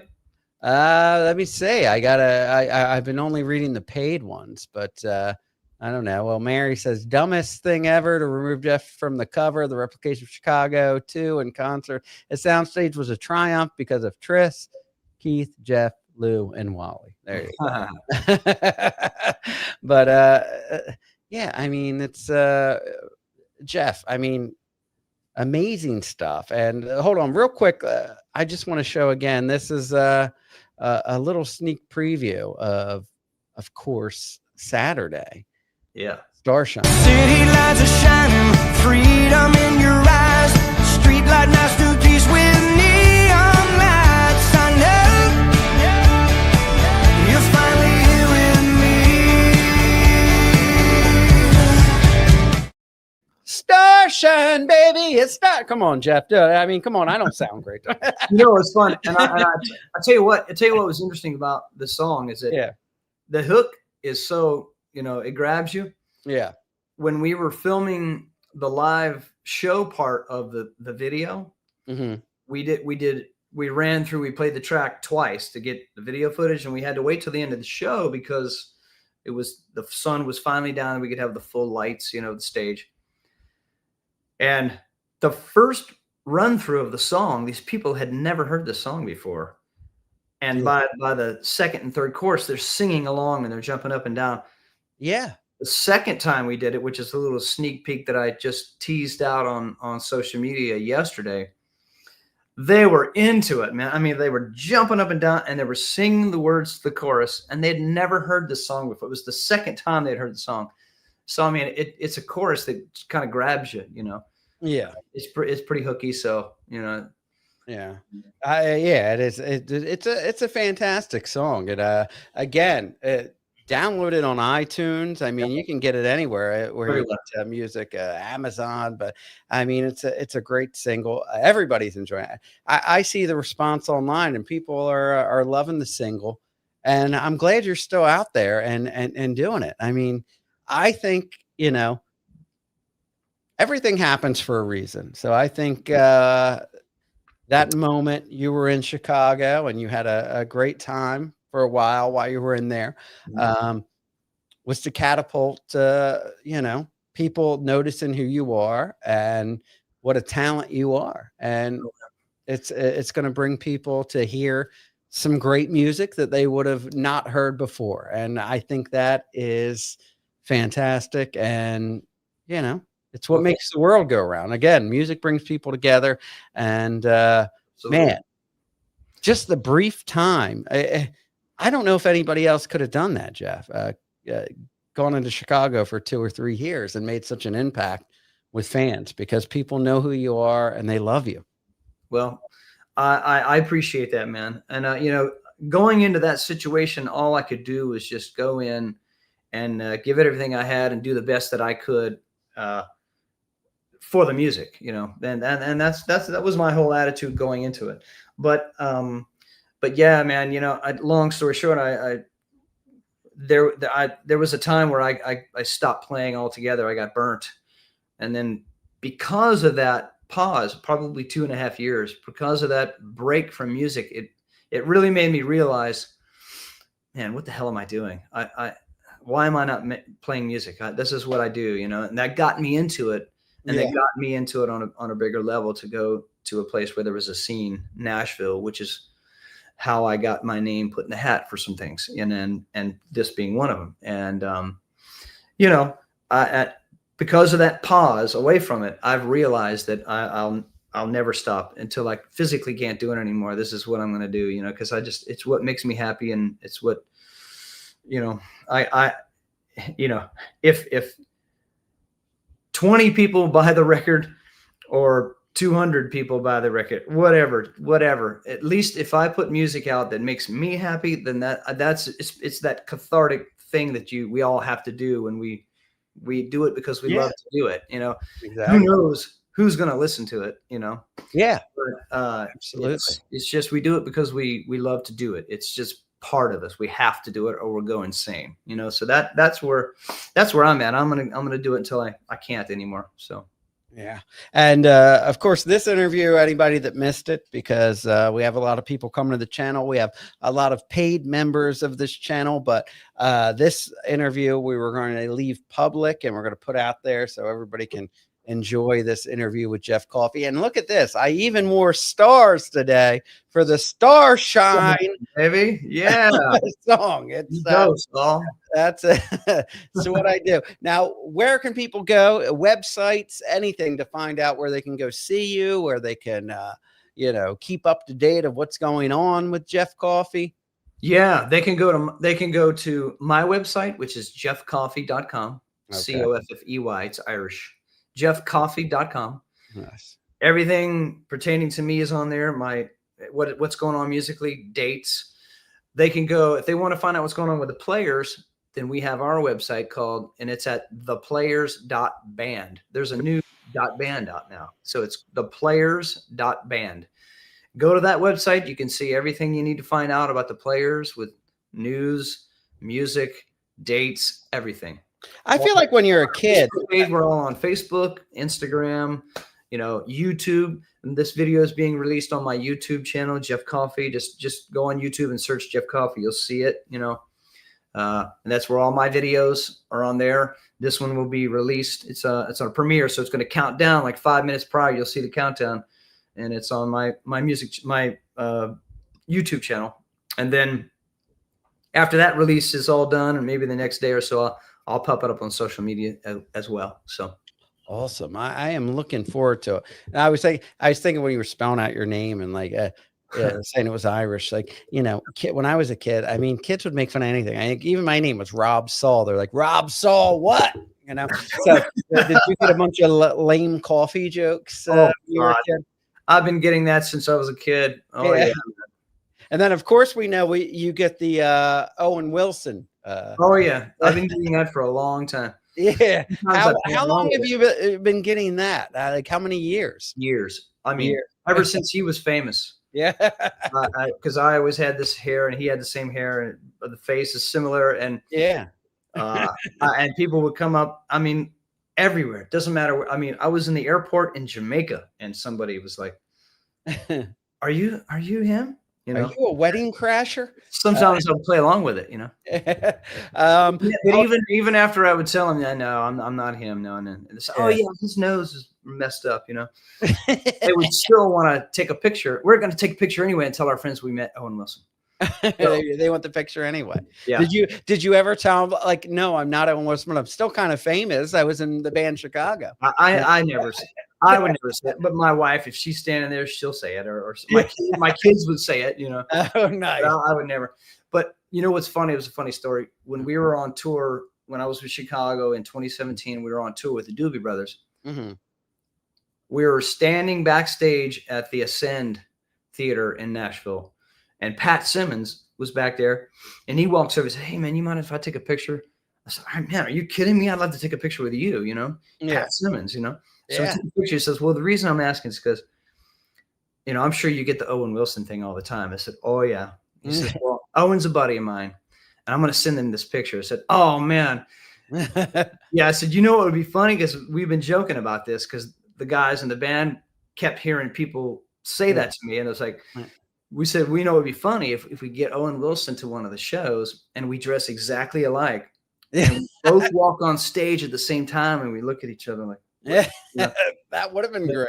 That never happened, but they probably wouldn't have wanted that to happen anyway. But yeah, of course not. Nasty Meal has a question for you for $1.99. Do you have opinion on AI generated music? Does that take talent, or what are your feelings on AI music?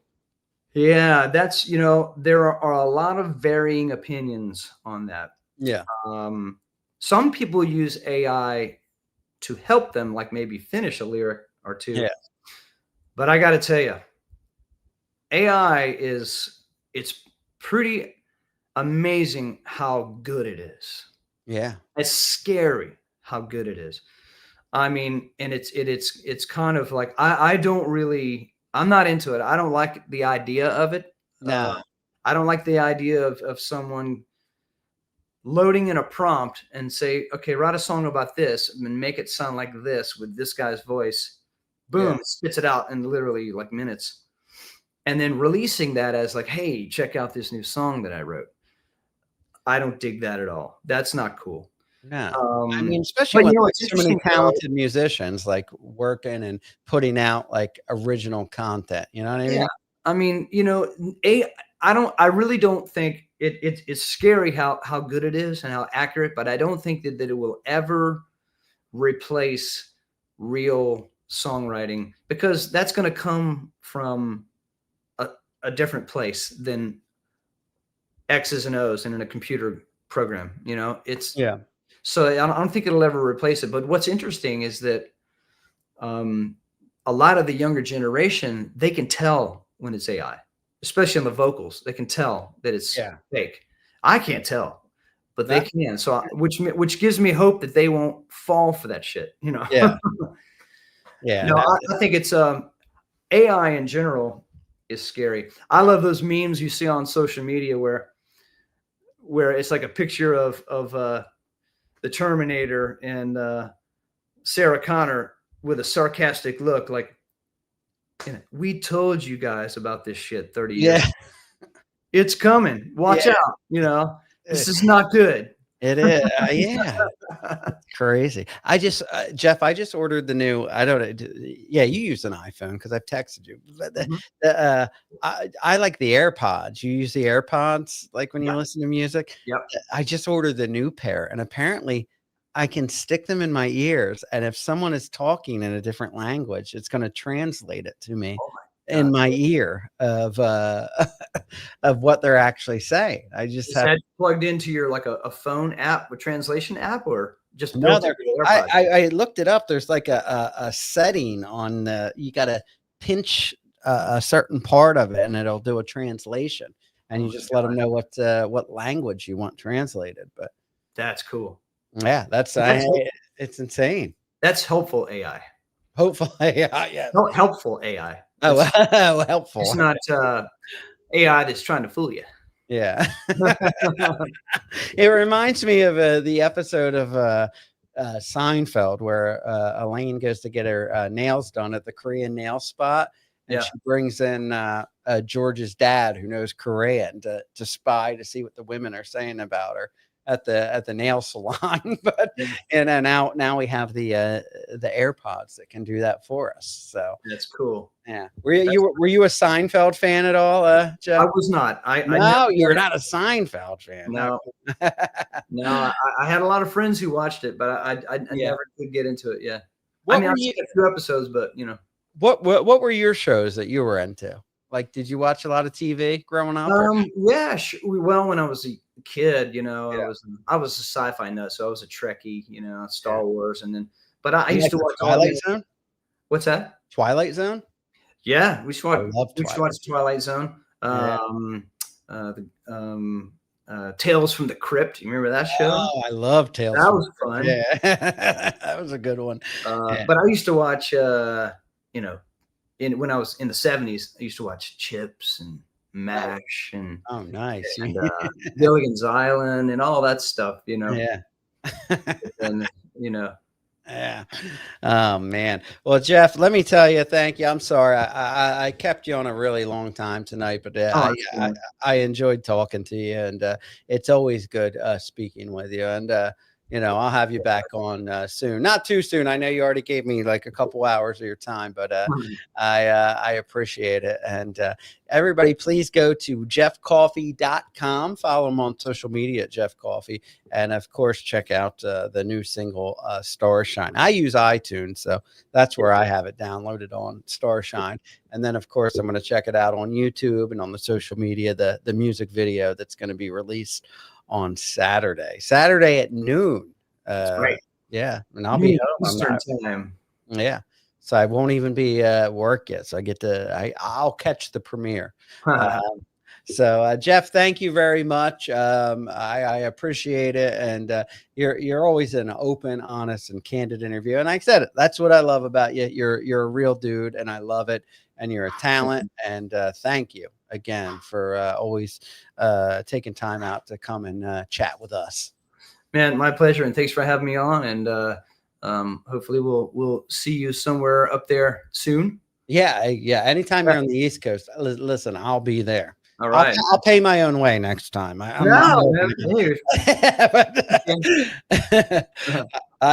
listen, I appreciate you, Jeff. You're a good dude. And man, what a talent, guys. Jeff Coffey, ladies and gentlemen. Give it up for this guy. But is that AI crowd noise, man? Yeah, it's AI. It's a button on my soundboard. Maybe it's AI. I don't know.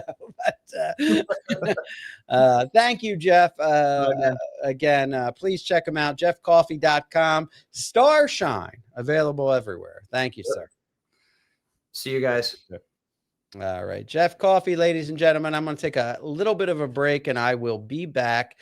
Thank you. And, of course, thank you to our guest, Jeff Coffey. And we will, if I can get into the prompts right here, we will be right back.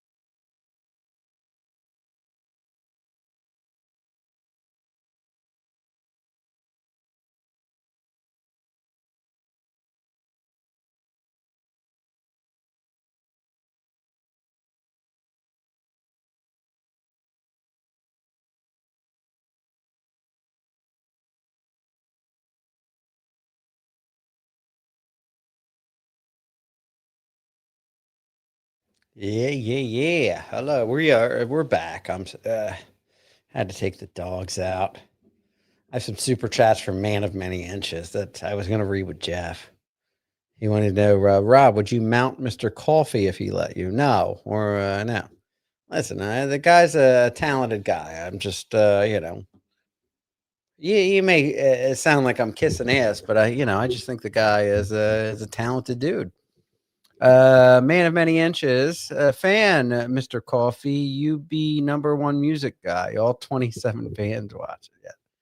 Yeah, and there's a lot of shows in the Dabbleverse on, but believe me, we'll put this up and we'll have some people in here, some Chicago fans. Not everybody does live. The Dabbleverse is more like of a live place, but we will rock you. Man of Many Inches again. $2, Mr. Coffey. You be Rainbow Warrior like your boy Rob. Great, thank you, Lisa. Thank you. All right. Rob, can you send the nasty one a link?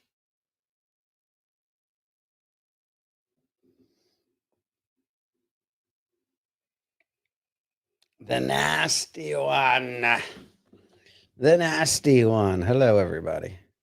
Yeah, if we don't get more live traction here, then I'm gonna go ahead and bow out, I would say.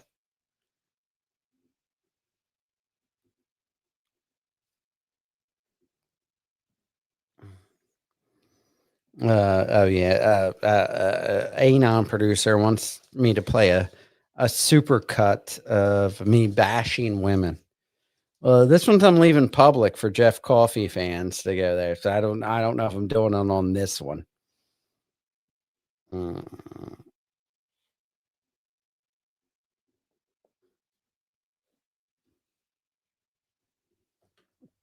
right.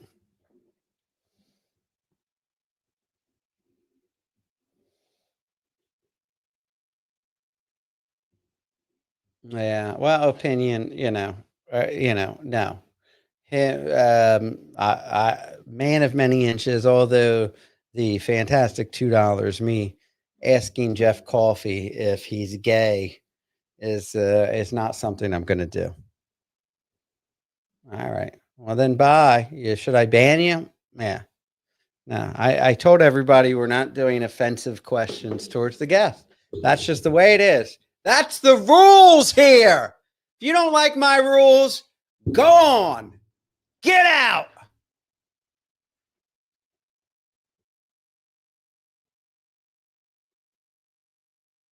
Fuck.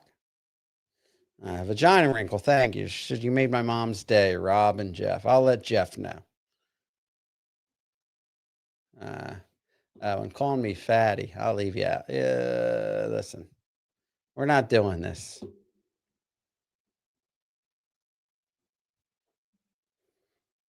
Another great interview in the books. You earned yourself a 99 peanut butter shot. Did I? Did I?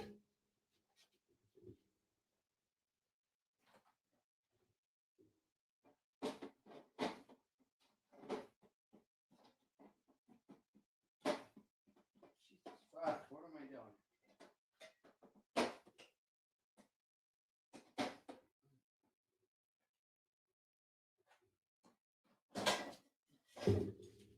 Jesus.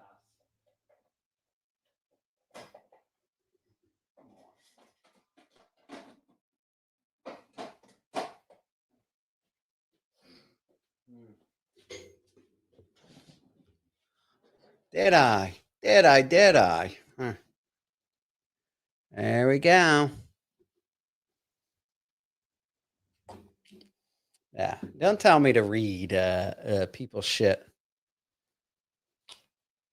Don't tell me to read people's shit. Like, listen, I treat my guests with respect,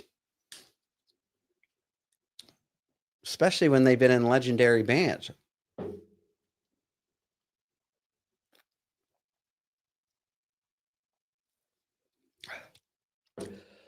Whew.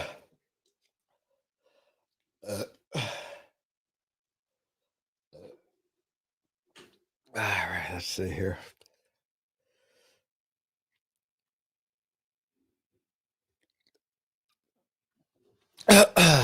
All right. My buddy Jamie Yarbrough that passed away suddenly. You know.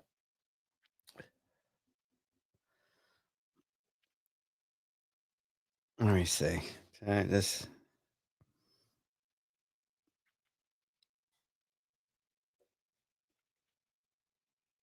I don't see this.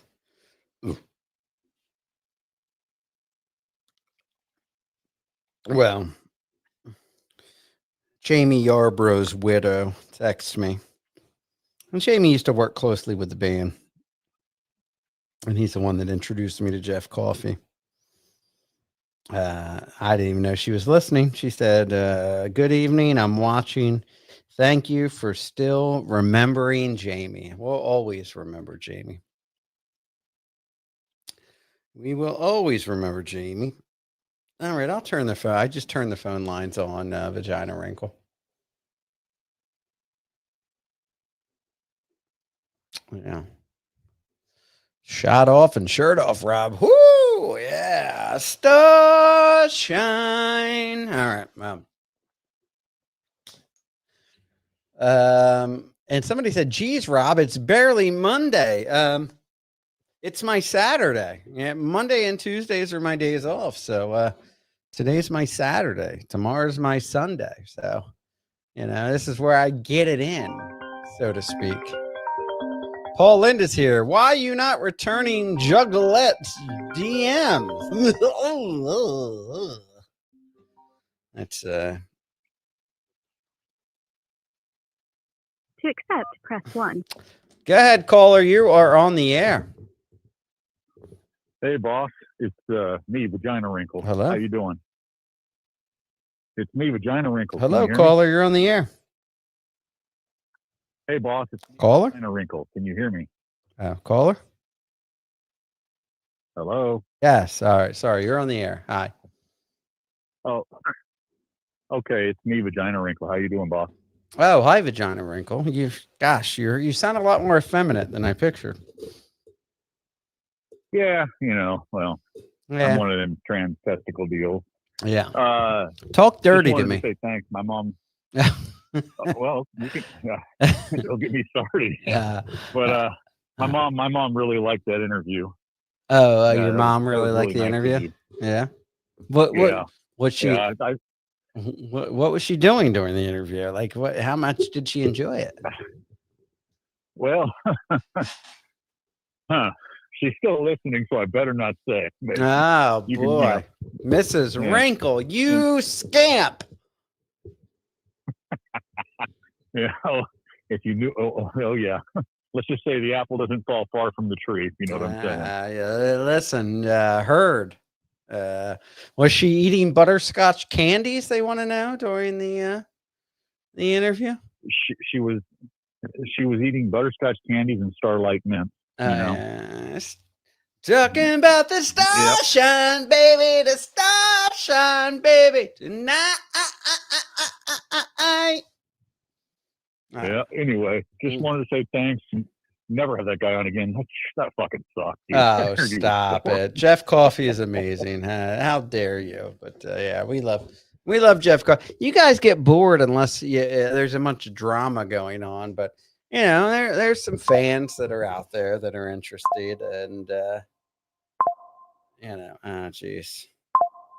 All right, I can't take it. Anon producer. All right. Rob Saul is a bipolar bear. $2 says, come on, Rob, take another shot. Carm coming on today. I just did a shot. How dare you? How dare you? Because we're talking about the starshine, baby. The starshine, baby. Tonight. Yeah. Thank you.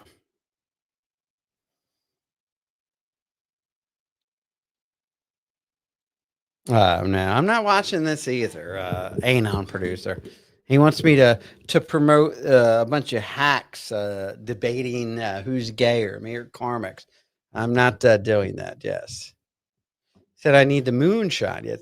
Talking about the moonshine, baby. The moon. No, it's Starshine. How dare you?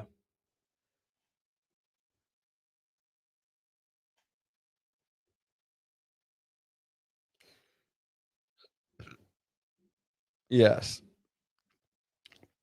I told you I'm sending you the shirt, Vagina Wrinkle. Stop being, as soon as I stop interviewing Jeff Coffey and come on, just interacting with you peasants, the numbers go up. Excuse me. Yeah. Good point, mumbling Nick. He said Cormac X is way gayer because he's actually gay. Yes. Yes. Cormac's as straight as a $3 bill. All right. We're getting another call. I'm about to turn off the phone lines because you're all getting on my nerves already. But let's see. Go ahead, caller. You are on the air on the Rob Saul Show on WRRS. Get on now.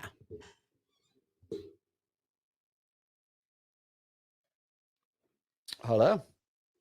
Hello. What a great surprise. Can you hear me? I can hear you. Can you hear me, Ron? I can hear you. Hey, thanks for taking my call, sir. Oh, Love the show. Of course, yes. Of course you love it. It's fantastic. The show is fantastic. It's the best show, bro. Oh, it is. The show in the world, self-taught, no lessons. Thank you very much, Pop. That's right. Yeah. Way to go. Yeah. Why don't you ever have Clay on your show? Send Clay the link. I always send Clay, but Clay at this hour, it's like 5 or 6 in the morning for Clay. He's like getting ready for work at usually this time. You should try to catch him on the way to work. Like, remember when you did the way to work stream? Oh, well, yeah, I do that, but I can't force anybody else to. Well, you can ask him if you do it. It'd be pretty cool. Well, hey, I'll give it a shot, bud. I'll give it a shot, bub, but I can't promise that I can get Clay Dabbler on.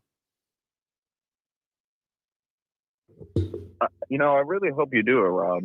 Well, I got to tell you.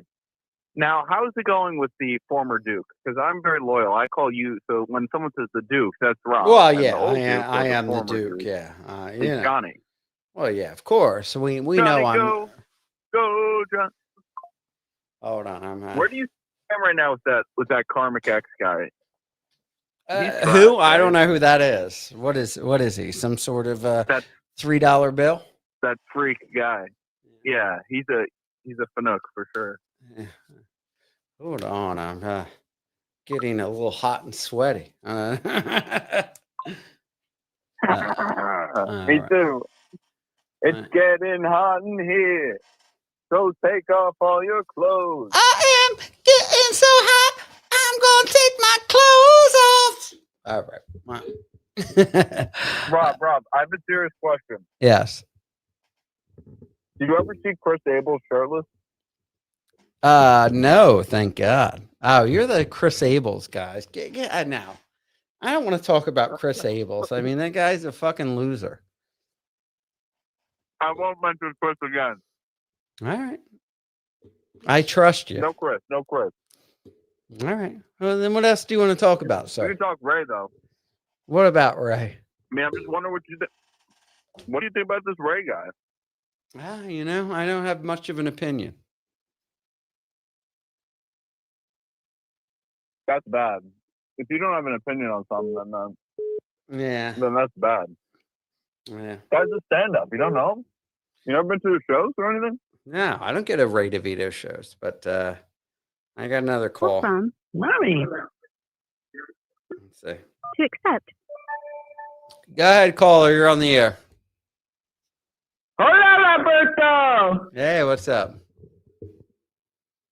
It's me, Mommy. Oh, Mommy. Oh, my goodness. What are you doing? Sucking Vince the lawyer's pee-pee? Paso, amigo. Oh, no. No, Mommy. Mommy, no. You're looking very sexy in your star shirt. Yeah, 'cause I'm talking about the starshine, baby. The starshine, baby, tonight. Take it off, Poppy. Yeah. All right. Well, no, I'm not taking it off. Rob Saul is a bipolar bear. $2 says, "Come on, Robbie, take another shot. Do another." No, listen. Also, Rob Saul is a bipolar bear. Carm says he can take 10 inches maximum. You? I can't take any. I don't take any. 10 inches maximum in karmics. I mean, that's just, that's what the fella does. I don't know what to tell you. Hold on, Robbie. I'm going to bring my friend Nina on the line. Okay. Yo, what up, Rob? Hey, what's up? It's Gina. Gina Bobina? Yo, mod. Yo, ex-mod. Yo, ex-mod, yeah.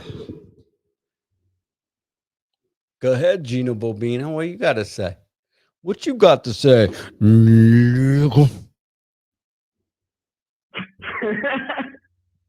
Yo, Rob.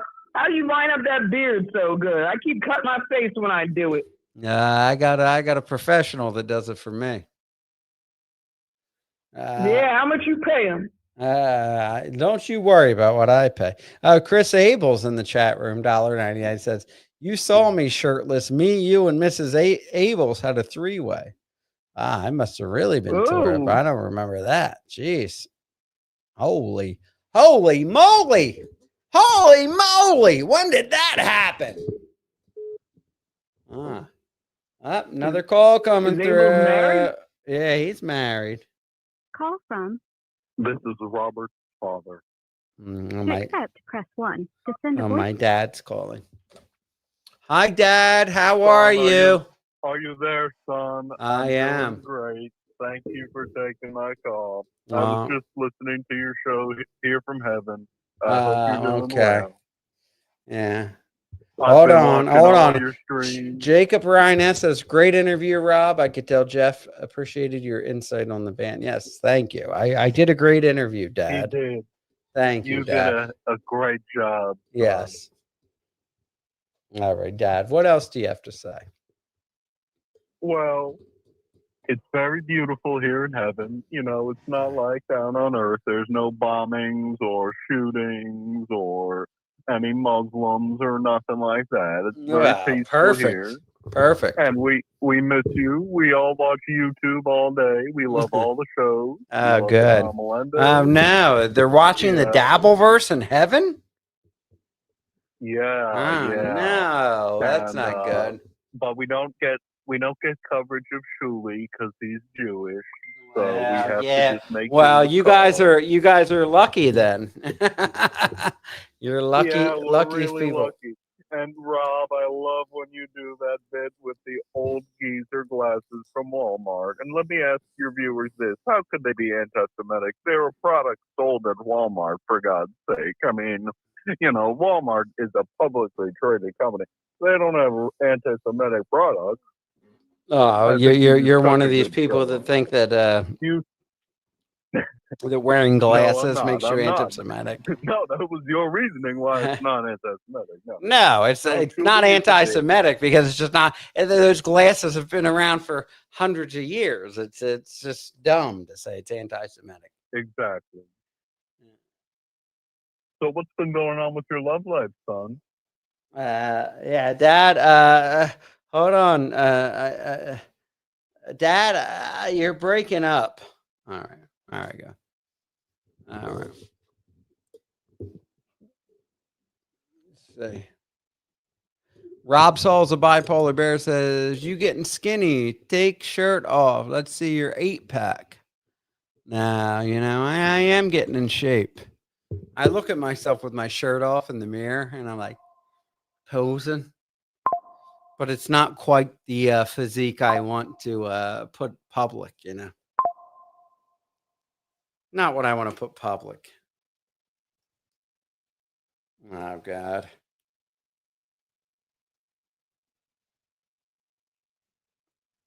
All right, hold on.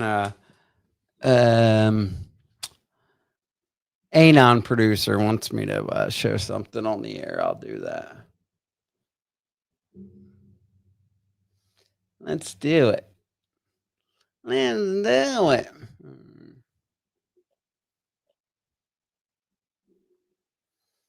All right. All right. Here, let's watch this. Share. On, and I trusted Rob, and I. Let's go. You're exactly, yes. Okay. Now, when you came on and Rob brought you on, and I trusted Rob, and I always will respect Rob. He's been very. I want you to take this word in those ear pods of yours, whatever, your headphones. The one thing that Rob is with when it comes to me is nothing. Loyal. Now, at the time, because no one likes either one of you. You only have each other. Of course you're going to be loyal to each other. You have no one else. Who's looking for Rob Saul? Well, I mean, like, guys, I mean, to be honest, like, you two, you're like on filters and masks. You guys are like total losers. I mean, you're like, we're famous from the Devilverse. Yeah, who else would want you, you know? But, you know, dude, you guys are a lot more pathetic than us. I will say that. Do some real bad shit with Pinky, and I'm surprised you're not aware of that. Real Are you? bad shit. Well, the thing is, honestly, and you will have to realize this. I love Nasty Neil's voice. I think he has one of the best voices in the. Well, the thing is, you have to realize. Hey, it's me, Nasty Neil. What you gotta realize, John, is that Rob Saul's a fucking idiot. Of you guys. Now, I know there's certain people. Man, I mean, this is really hacky radio. I mean, it's not even radio. It's hacky losers on the internet wearing masks and filters. I mean, it's just who they are. That's the type of people these people are. It's sad. It's sad and pathetic. That you've fought with forever. But people like Brandon. All, I never fought with anybody. I don't mean like fight like you guys are getting. They started this shit with me. Sure, Yeah. but I didn't. either way, you have to know that sometimes you and Kevin are good together. Sometimes you hate each other. So like it's hard to keep track of who's like That I can understand. That's why I brought you on, because I'm gonna this will end well. Trust me. This is not gonna end badly. All right. But I want you to understand my point here. Right. So, okay. Rob was in the middle of, and I think he's talked about this. I don't want to divulge anything, but I'm sure you know what he was dealing with. He said it on the show where Pinky was bothering his attorney and everything else. You remember that? Yeah. Okay. Yeah, I don't know. I don't know how much Rob has said about this either. So He was on the show. He didn't get into total detail, but the point being is that was the time you chose to go on Pinky's show, which was the wrong time. Is John White knighting for Rob Saul? Is that where we've come? Does sound like it. And Kevin contacted Rob Saul's lawyer? What the fuck is... How would he even know who Rob Saul's lawyer is? What is happening? You know how he knew? Is because he was fucking taking tips from everybody and calling my lawyer. So yeah. And John, at least John's a fucking respectable guy. Like, how would he even know? Yeah, because a lot of stalkers in the Dabbleverse. How about that?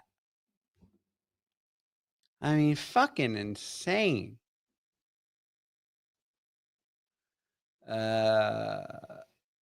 Nasty Meal says, you're a real man to watch clips. Thank you, sir.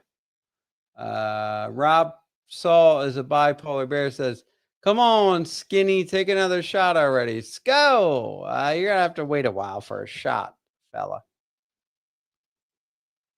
Stuttering John, $2 says, love you, Rob. Well, if it's the real Stuttering John, I love you too, brother.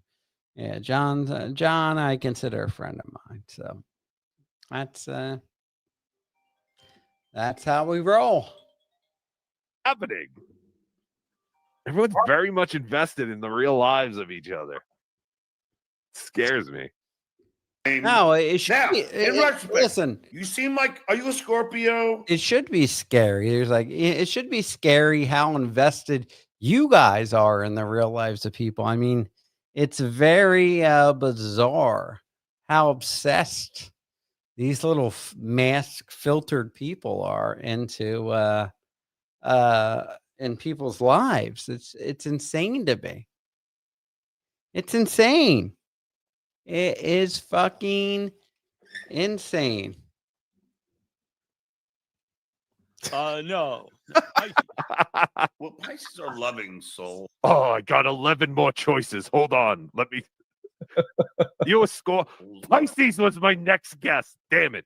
Very loving man. Yeah. Well, they do understand then that maybe, just maybe, do you think maybe the timing wasn't right at that? I could see that, but again, it's like I said, the whole Dabbleverse. No, he wanted to go on a popular show to get his name out there so maybe people would go watch his show. That's what this is all about, John. Wow, he doesn't care. He has no allegiance to any of you retards. He's Nasty Neil.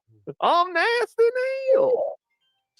It's, on, and you also, I don't know, like, how much is real, like who really actually has a beef with someone, or they're just doing it on the air.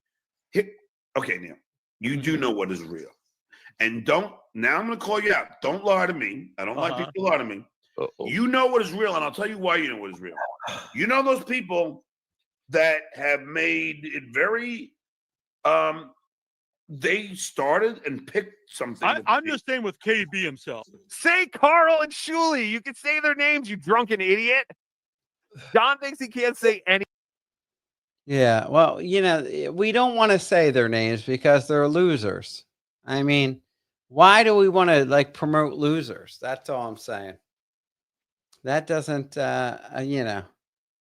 it's so fucking bizarre that, just what losers are in this, what they call a verse, a dabble verse, but I mean, it's just like a lot of fucking losers. It's just, it's crazy. It is crazy. It's crazy, guys.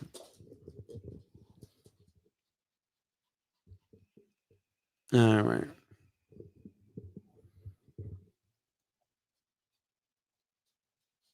All right. I think I'm going to close down the phone lines. I want to end things here tonight. Ah, Lord. And this is it, nasty. Excuse me. This is it, Anon producer. This is all I'm going to play. I mean, I can't do this tonight. All right, well, we'll take a look at it. All right, one more look at this. All right, come on. Let's take a look. Share screen. Possession of comics. Oh, God. How do I get out of here?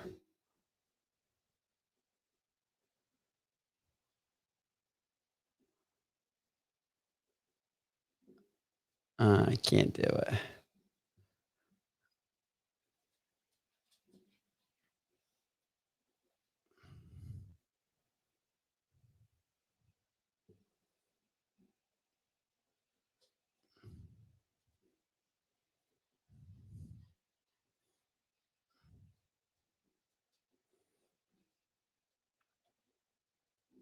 All right, here we go.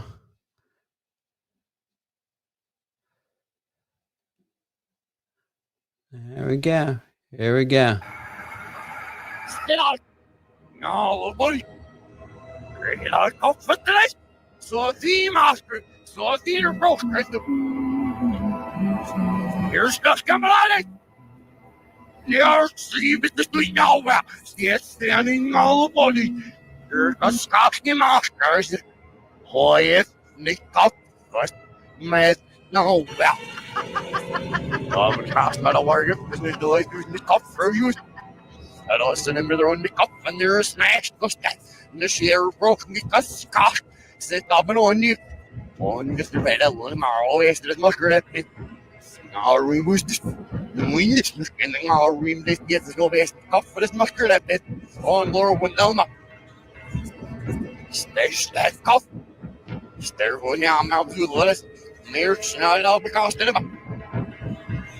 By out shadows. Stand no to merch not all because they go for these. There's no battle master on the zoo shammer scalp to it.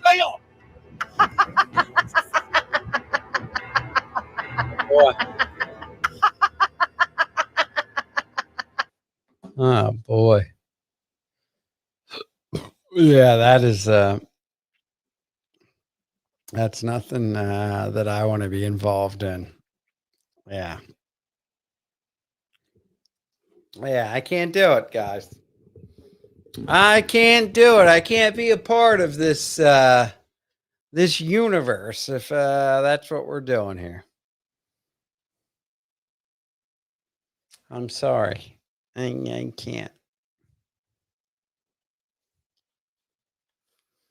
But thank you for coming on tonight and enjoying the show and kind of put your feelers in, you know, whatever you need to do, you know. I'm here. I'm here. Mr. Rob Saul. Thank you. Oh, yeah. All right. Well, you guys, why do I sound down? You know, it sounds ridiculous. All right. Rob Saul is a bipolar bear says, Rob, come on, do PB shot already. All your fans want you to take that ASAP.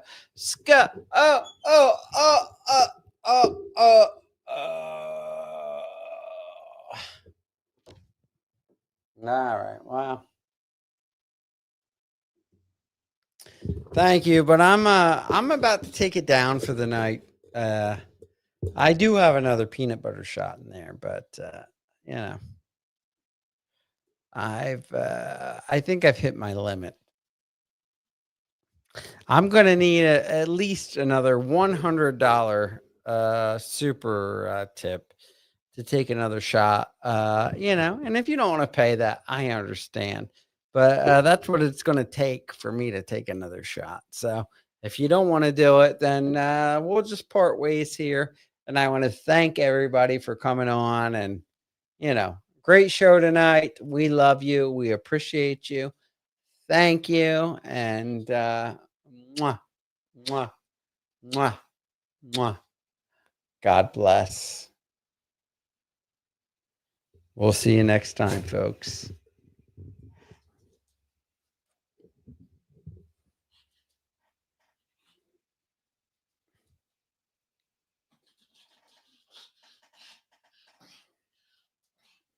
Hi, babies.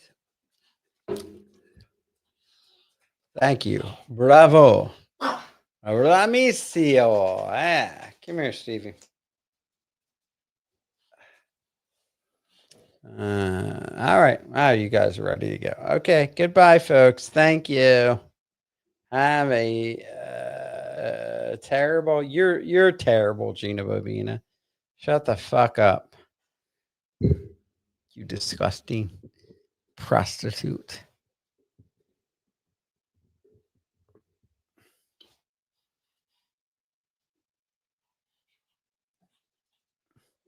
Yeah, go live.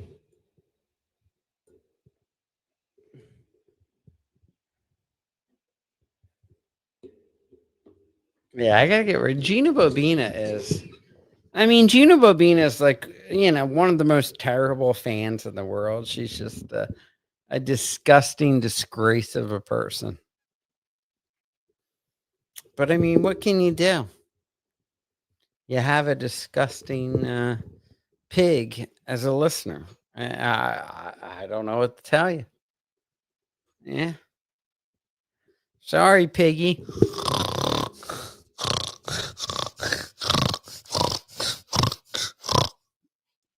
Yeah, nothing I can do for you, piggy. I'm sorry, piggy. I'm a sorry, piggy.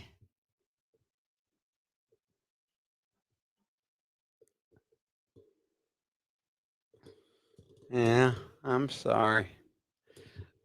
Yeah, I'm sorry. Yes, I timed out a disgusting pig. What can I tell you?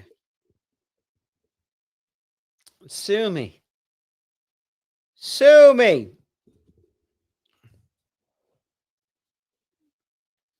Fucking sue. Sweet.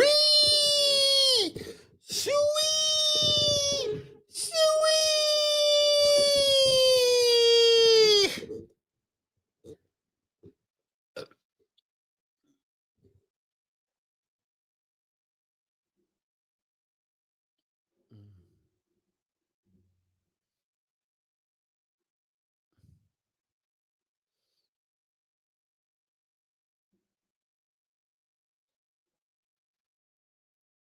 All right, well.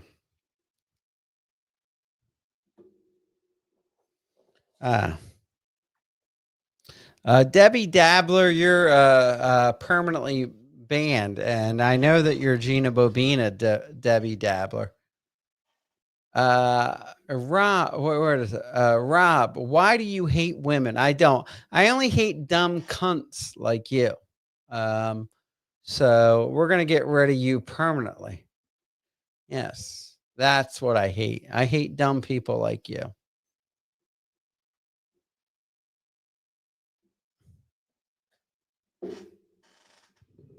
Yeah, sorry. Sorry. Sorry, dummy. Sorry, you dumb loser. I'm sorry, you dumb, disgusting pig. I'm sorry you got your feelings hurt. Ah, no. What are we gonna do about that? What are we gonna do about that? What are we gonna do about that? What are we gonna do about that?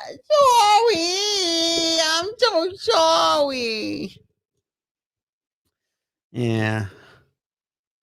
Sorry, I got to apologize to women who are disgusting pigs on the Dabbleverse that want to be treated like ladies. I'm sorry, you're not ladies. Listen, if you're a lady, I'll treat you like a lady. But if you're a disgusting pig, I'll treat you like a disgusting pig. So sorry. Sorry. Sorry. Oh no. Oh no. Me. I mean, they gonna make it fun. They gonna put a pin on our show. Yes. Oh, Will Fifi got Hoy Joey. Oh no. You're a naughty boy. Yeah. Yeah.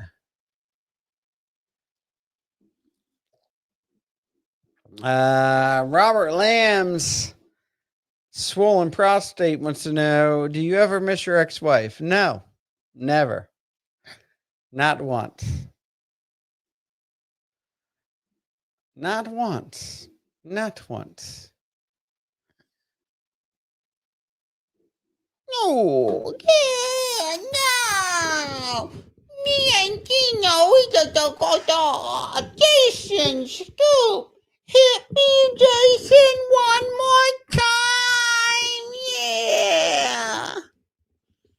Oh, you're being bad. Yeah. Oh, Kiki getting angry. Oh. Yeah. That's what you guys do. I don't know what to tell you. I don't know what to tell you.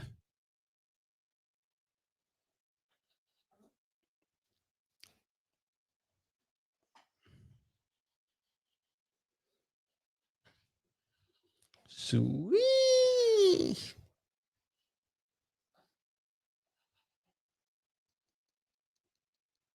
All right. Well, guys, it's been real. It's been fun, but it hasn't been real fun. I have to bow out to you and thank you, and bid you farewell. What do you think?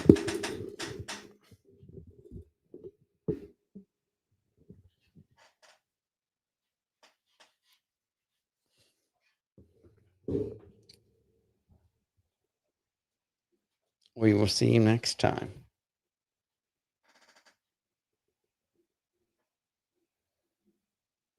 Robert Lamb's swollen prostate says, you ever anal with X? One of them. No, you can't watch me sleep. Vagina wrinkle. No, the beer, get me the ticket, the name. No, yeah. Me and Montino. Oh, we gotta have a stream with Eugene. Yeah, we do it. Yeah.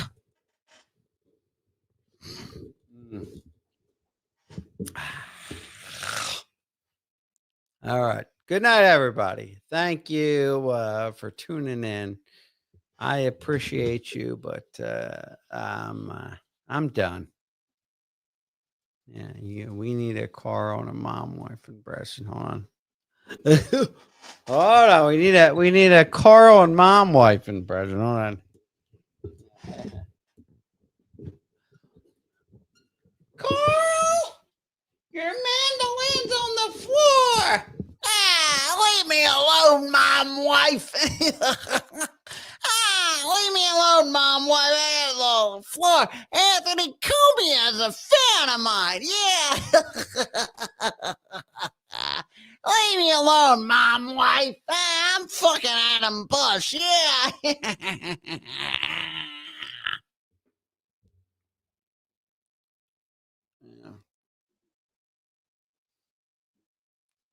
Rob Saul's a bipolar bear says, how much for that dude Ava mount before he weird? I don't know. I have to bow out of this. All right. Good night, everybody. Take care. God bless. Take care. We love you. Jason, scoop hit me. Jason, scoop hit me. Jason, one more